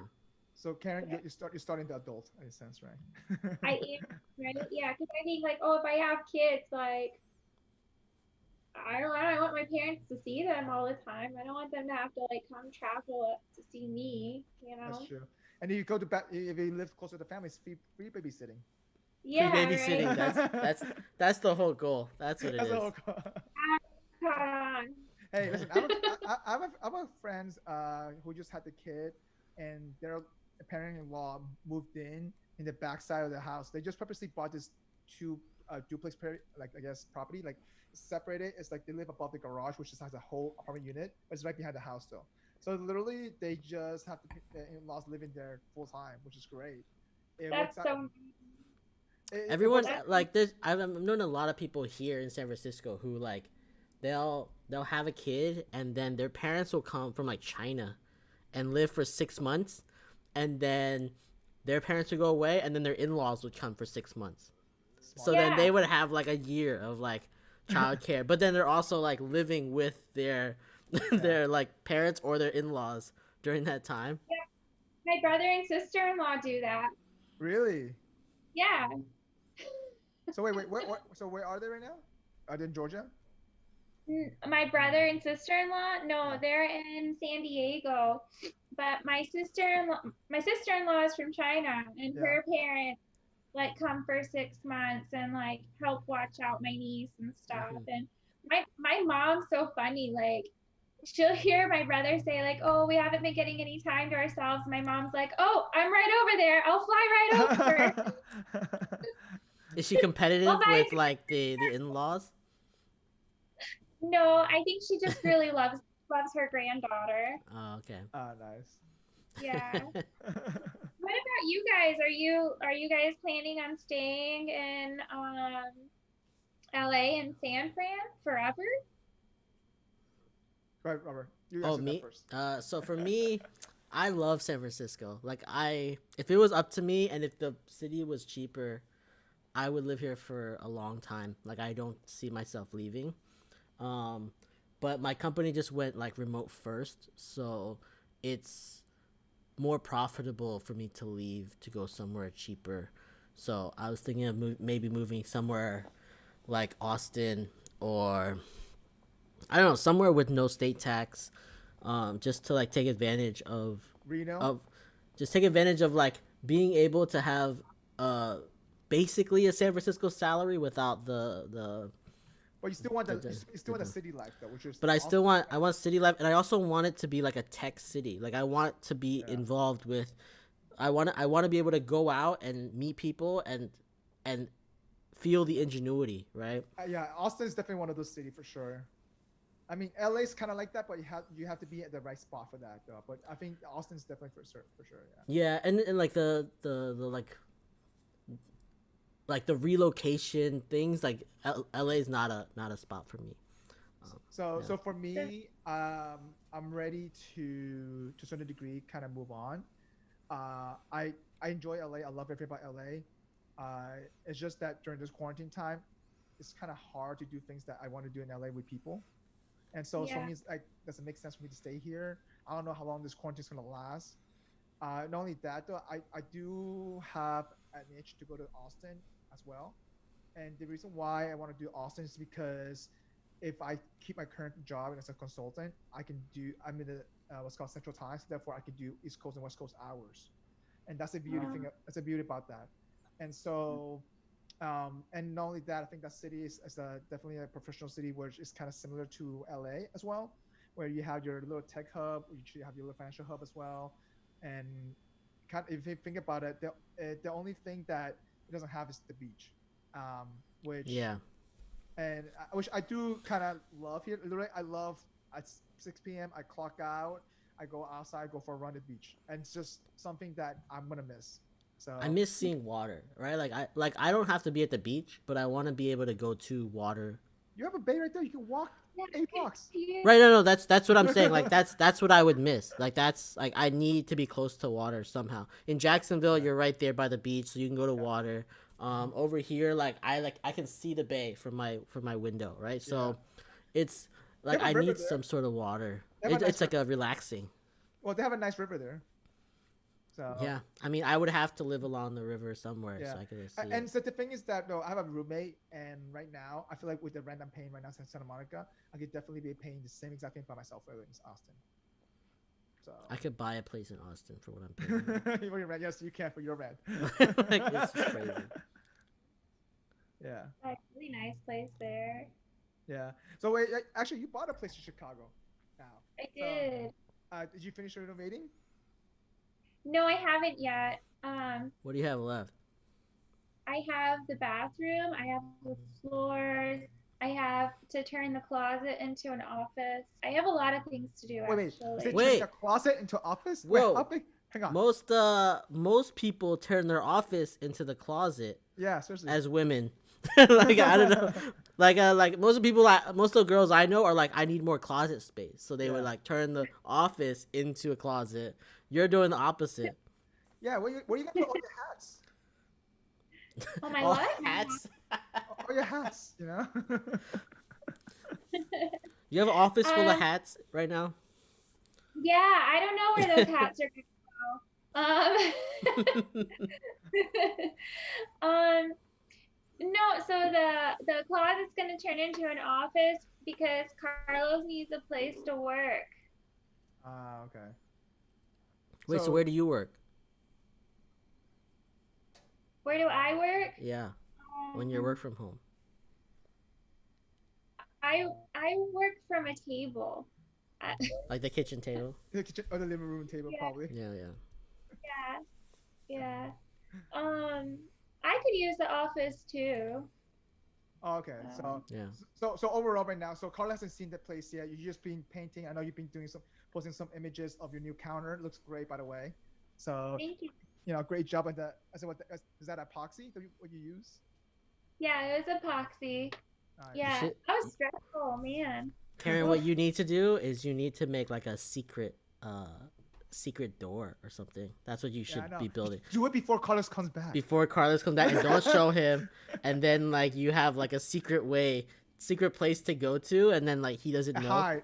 Yeah, he's like, where did Karen go? I don't know where Karen went. Dude, the apartment really Like, it's just plain into the wall, gonna you be know. Yeah, like yeah. a little closet like this. It's like your Harry Potter room, but it's like your own sanctuary. That's what it is. I'm so relaxed. It's so relaxing in your little Harry Potter closet. That's what it Yeah, is. Well, really tiny. so listen, congrats on that though. For real. Like, I'm sure it's hard to find a spot in the first place in Chicago, and to save money in the first, in the second. Yeah, it's just, buying a place is not easy. Being a landlord's not easy at all. So Yeah, yeah. I'm convinced everyone needs to own their own house. I 100% agree. I Yeah. think I think that's I think property, whether you buy, at the end of the day, I feel like it's an experience that you should go through to have a sense of ownership, and to have a sense of like, hey, I worked for this, right? I feel Mm, like that's people will value things a little bit more when you own it than you renting it. yeah, yeah. Oh, I completely 100% agree. So Robert, you need to get out of San Francisco because that 3 grand rent. Let me tell you, you can pay What that the twice. hell are you like? Why are you putting my business out there? First off, secondly, why are you like pushing me? I own all kinds of stuff. I own this laptop. I own like, uh, yeah. I don't know. I don't really own very much else. Yeah. Not even you don't own your pots or pans or furniture. Who cares? Like that's not like I don't care. Like I know, I take care of that stuff. I take care of that stuff better than like just as if it was my own, right? Like I told you, I clean the stove every time I cook. Every single time I cook, I clean the stove. No, I know, I know. Like We're just messing. I feel like overall, I feel like having that sense of ownership matters because it makes you proud. I feel that plays a little bit more into a role though, and because it's yours forever. You know what I mean? Like until you because sell it. until you sell it. That's true. I was thinking that Yeah, too. until you sell it. That's true. But at the end of the day, though, you want to sell the highest value, so therefore you want to keep it as perfect as possible. Yeah. Yeah, All yeah. right. Well, Wait, Karen, listen. wait. I have a question though, Rob. How come if you went 100% remote, why did you sign a lease? For me, it's like I always like to plan when I'm moving or like doing something big. So even like I signed a 6 month lease here, I'm gonna probably re-sign for another 6 months. Like it's not Oh, you for like sure? that's like I'm probably not gonna move in the next 6 months, right? It's gonna probably be a year from now that I move. So why So not do a year though? Just wondering. like the owner wanted to do a 6 month lease, right? Really? Yeah, so he wanted to reevaluate at the end of 6 months, which so like now it's probably gonna be a lower like rent For you especially, yeah. for me. Yeah, it's probably better for me in 6 months. But like, really, I just wanted to. I wanted the option to like move if I needed to, but it was more. It was Can more you like negotiate better now? Because because yeah. your rent's Well, in not- 6 months, I'm definitely gonna be able to negotiate better. Like well, I I'm saying see. that use that I time. Ask for a year, but get a lower rate. no. Well, yeah, I could, but I just wouldn't want to because I like in the end, like I feel like monetarily it's better to move somewhere else, right? So like I have to I'm like I'll be saving like So it's the Asian twenty in you. thirty I get it. thousand dollars a It's year the just Asian to in you. like I get it. leave, right? So it's more like yeah, I want to be planning this stuff. I never do anything like that's very like quick. So in the end I'm gonna resign just cause or like I'm gonna sign something because I want to have security now Yeah. where I'm Mm, planning for the future. Yeah. So Karen, this is the first time I've seen Robert planning, just so you know. I don't know if So, you like that's not true. Like like it took me 4 years to move to San Francisco, and I was like planning to move to San Francisco for 4 years. yeah, Yeah, I So do. I but you was like didn't just jump though. You didn't jump on it though. Like you didn't jump on, um like you know what I mean, like you know what I'm saying, like you didn't like you were talking about it. I mean I was looking for 4 years. I just wasn't like I wasn't over the top like going gung ho on it, but I Yeah, was looking for four yeah. years, right? But then So when you did the leap of when you did that though, that was a 9 day for you. So it was right, more, Karen? yeah, but like I also like went into like if I had found a job within that 4 years, I would have done the same thing. You think so? Yeah, for sure. Because I was done with Jacksonville after a year. Like I was done. I was never there to justify that, so I Yeah, don't. you weren't there enough. You're not even in LA enough to say that you're like No, I've done been with LA LA. enough. I feel like I've been in LA more often than I've been in Jacksonville. Like I'll say probably like out of the two No, and a but half. you've been everywhere more than Jacksonville. Like during like Yeah. a year, you were probably in Jacksonville maybe a month or two in total. No, a total of 3 months actually. I actually did this math. Exactly. So like it really Jacksonville, you weren't even there. Like Well, in LA though, like out of the year, the last 2.5 years I've been here for at least a year and a half. Like especially with the quarantine now, like I'm even more here now. Like I don't travel. And most of then the quarantine, you were in Florida. we're still in quarantine. Like you're, I'm gonna say like what was it? 3 months out of 4 months, you're in No, Florida. I left it. I told you I left in March. I left in March for You Florida. left in March, and Yeah. we were Came in back in quarantine in April, and came then back you in came back in June. June. Yeah. It's barely July, so like it's So that's what I'm saying. Like, so I've been half of my month in Florida and half in. That's more than that's what I'm Jacksonville. saying. You spent more time quarantined in Florida than here. That's all. By the end of this year, I'll probably be more quarantined in LA than Florida. Yeah, because you're not allowed to go back.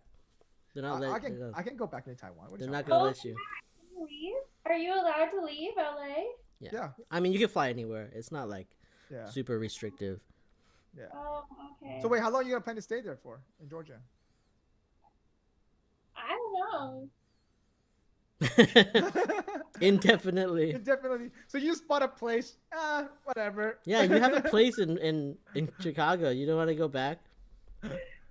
Yeah, it was fun for the first month, but then after that, it got a little boring. Mm. Yeah. Well, Yesenia left you. I know that. She went to Hawaii. Yesenia yeah, went to Hawaii. Went to Hawaii for a month. So in Hawaii, they make you do like a 2-week quarantine, Yeah. and then afterward, you can go outside. And they're real serious about it there too. Like Mhm. they'll have like the police call you and ask you if you're there. Like if you're at. Yeah. Where Maybe you I at? should go to Hawaii. Right. Yeah, So I is don't think it's cheaper, Rob. I mean, who cares? Well, actually, round trip is $450. I just looked this up. By the way. But like, it's good. Everything's cheaper than San Francisco.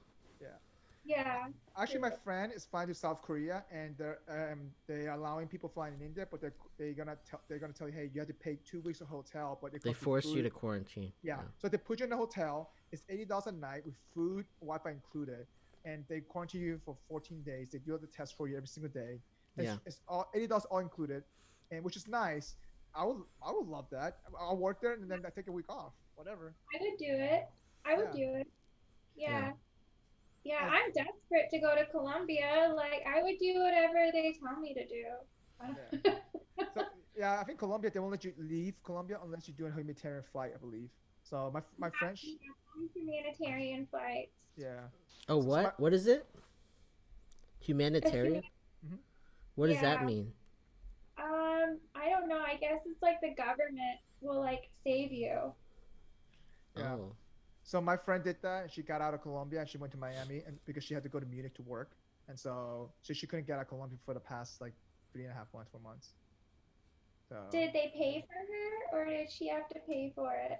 I don't know the details. I just know that she took a return flight, and she got like she had to ask for it, things like that, and it took a little bit longer than expected. So Mhm. so she was in, I believe, north side of Medellin, and so she had to fly that out. So Oh, okay. That's nice. That's good that the U.S. does that. yeah. Yeah. Well, she had to go to Munich though to work. Oh, yeah. All right, yeah. So we're gonna wrap up. I feel like Yep. we've gone through this the travel Yeah. section. Yeah. So our last section is gonna be our venting session. free range venting For a section free for the range week. venting session. So, who wants to go first? How about this? So Karen has two. I'll let her go last. Because I Or think maybe she goes first and last okay, there you go. if she has two.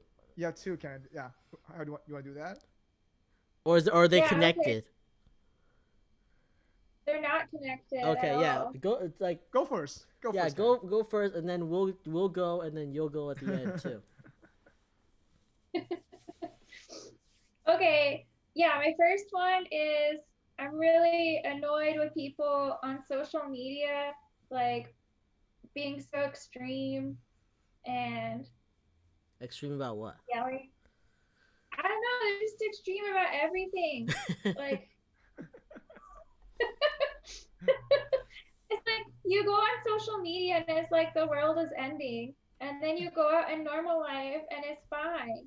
And I just wish people could be normal on social media and nice.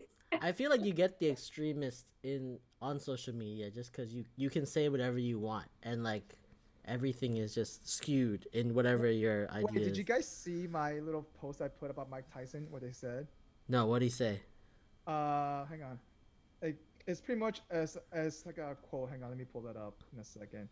It's pretty funny because it's kind of true, because I feel like literally what you just said. Like, hang on, this is Mike Tyson said. It's like social media made y'all too comfortable with disrespecting people and not getting punched in the face for it. And I'm like, That 100% true. that is so true. You know? Right. That is so true. That stuff in person, right? Like Yeah. people who say all these crazy things would never ever say that in person to someone. I don't know. Most of the stuff I post, I would have said in person, but only to my like close friends and family. You Well, just do your cooking shows, which are amazing. yeah. Yeah, that's true. Yeah, but I wouldn't cook in front of complete strangers either Really? because You wouldn't cook in front of, like, let's say that you weren't, let's like that you say weren't- like we started a cooking show downstairs outside on the street. I don't think I would do it. No. How about in your common area downstairs where people walk around? Well, comment. Yeah, I would because those are mostly friends and Oh, okay. like people in the building. I don't know. I feel like my Wait, hang on, neighbors Rob. Hang on, feel Rob. very. Is I feel is very your close to. IG public or private? Just wondering. It's public. So people who jump in. There's a couple people who jumped in who I have no idea who they are. Okay, I was gonna ask you, have you gotten strangers? I have. Okay. There's this one girl, something Choi, something. I don't know. This one Asian girl. maybe it's a She's crush.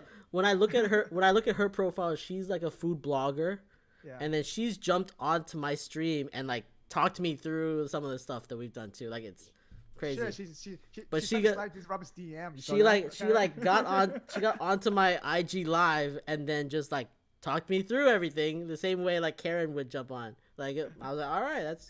She got There you go. invested real quick. I was There you surprised. Go. Hey, you should just leave a message and at the end of the blog. Hey, you guys want to contact me? Here's my number. Like a hint to Oh everybody. no, Oh my God. that seems too much.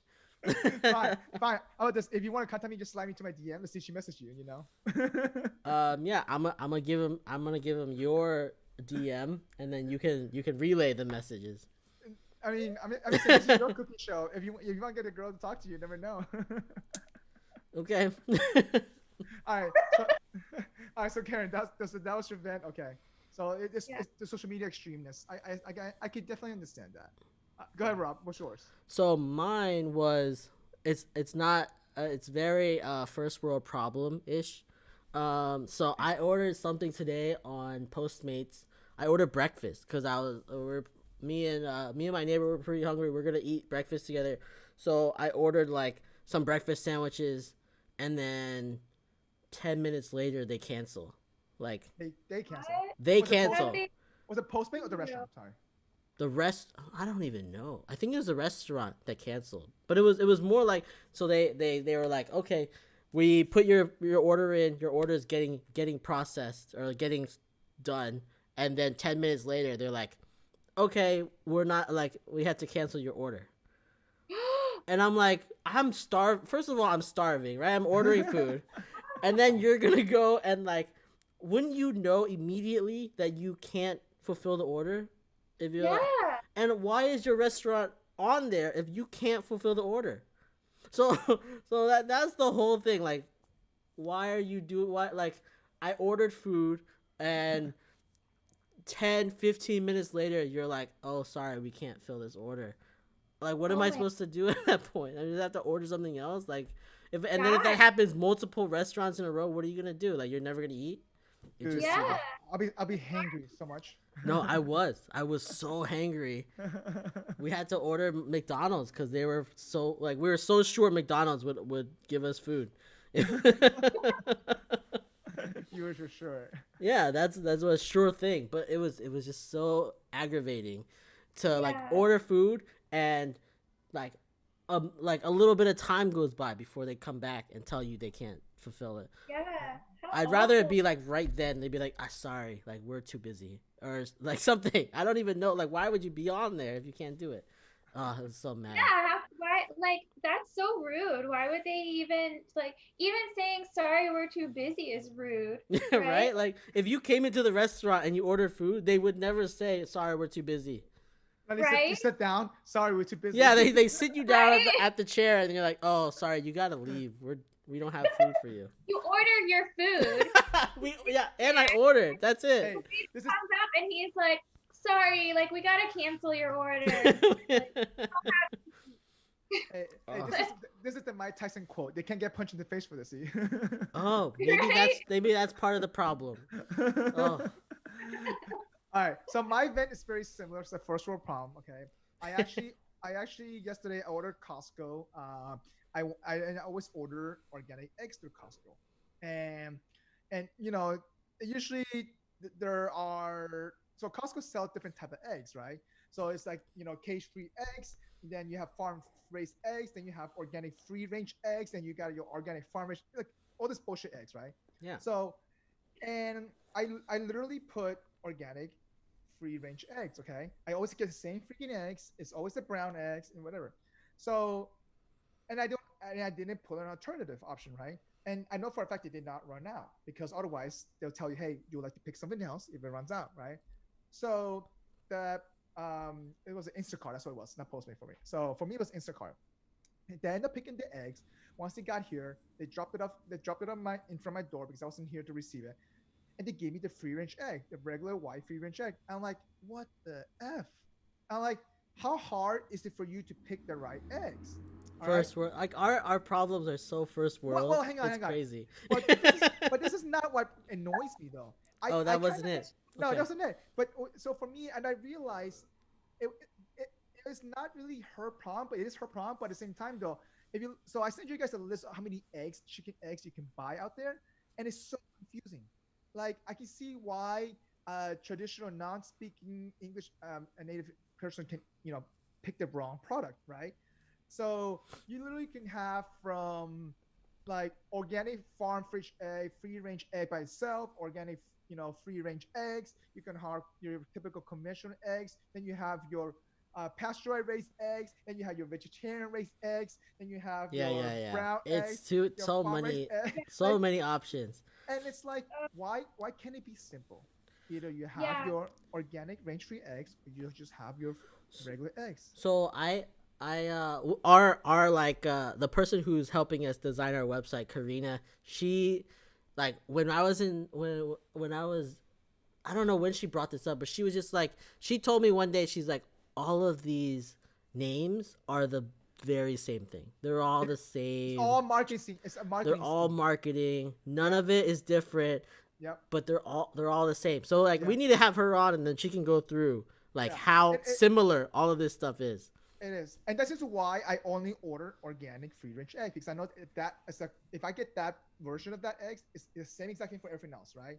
So for me, having that organic free range egg matters. But she didn't pick the organic eggs. I'm like, come on, you have one job to pick the organic eggs correctly, and it's brown, okay? The other one's white. How can you tell not the difference for that piece? Maybe she I didn't can open send it. you. No, it's Yes. clear. It's a clear thing. Oh, it's a clear. Oh, she has no No excuses. Because Oh. because Costco does a really good job. All the containers are clear or open box. I feel bad for you, Mike. So what are you gonna do with Free these range eggs. non-free range I don't organic know. eggs? Give it to my roommate. Are they gluten free also? Because that would hit every single thing that we just went through. Gluten free, organic, and this is free range thoughts right now. Yeah, So I know. Today I went to Whole Foods. I just bought my eggs. I was like, you know what? I don't, whatever. Anyway, that's my rant, I guess. My rant, you can say. So, okay, Karen. So, what's your last one? No, I'm done. I think I've heard enough. My life is good. we talk so much about first world problems. Karen doesn't even want to talk about her last her last venting session. If And it's I have a problem.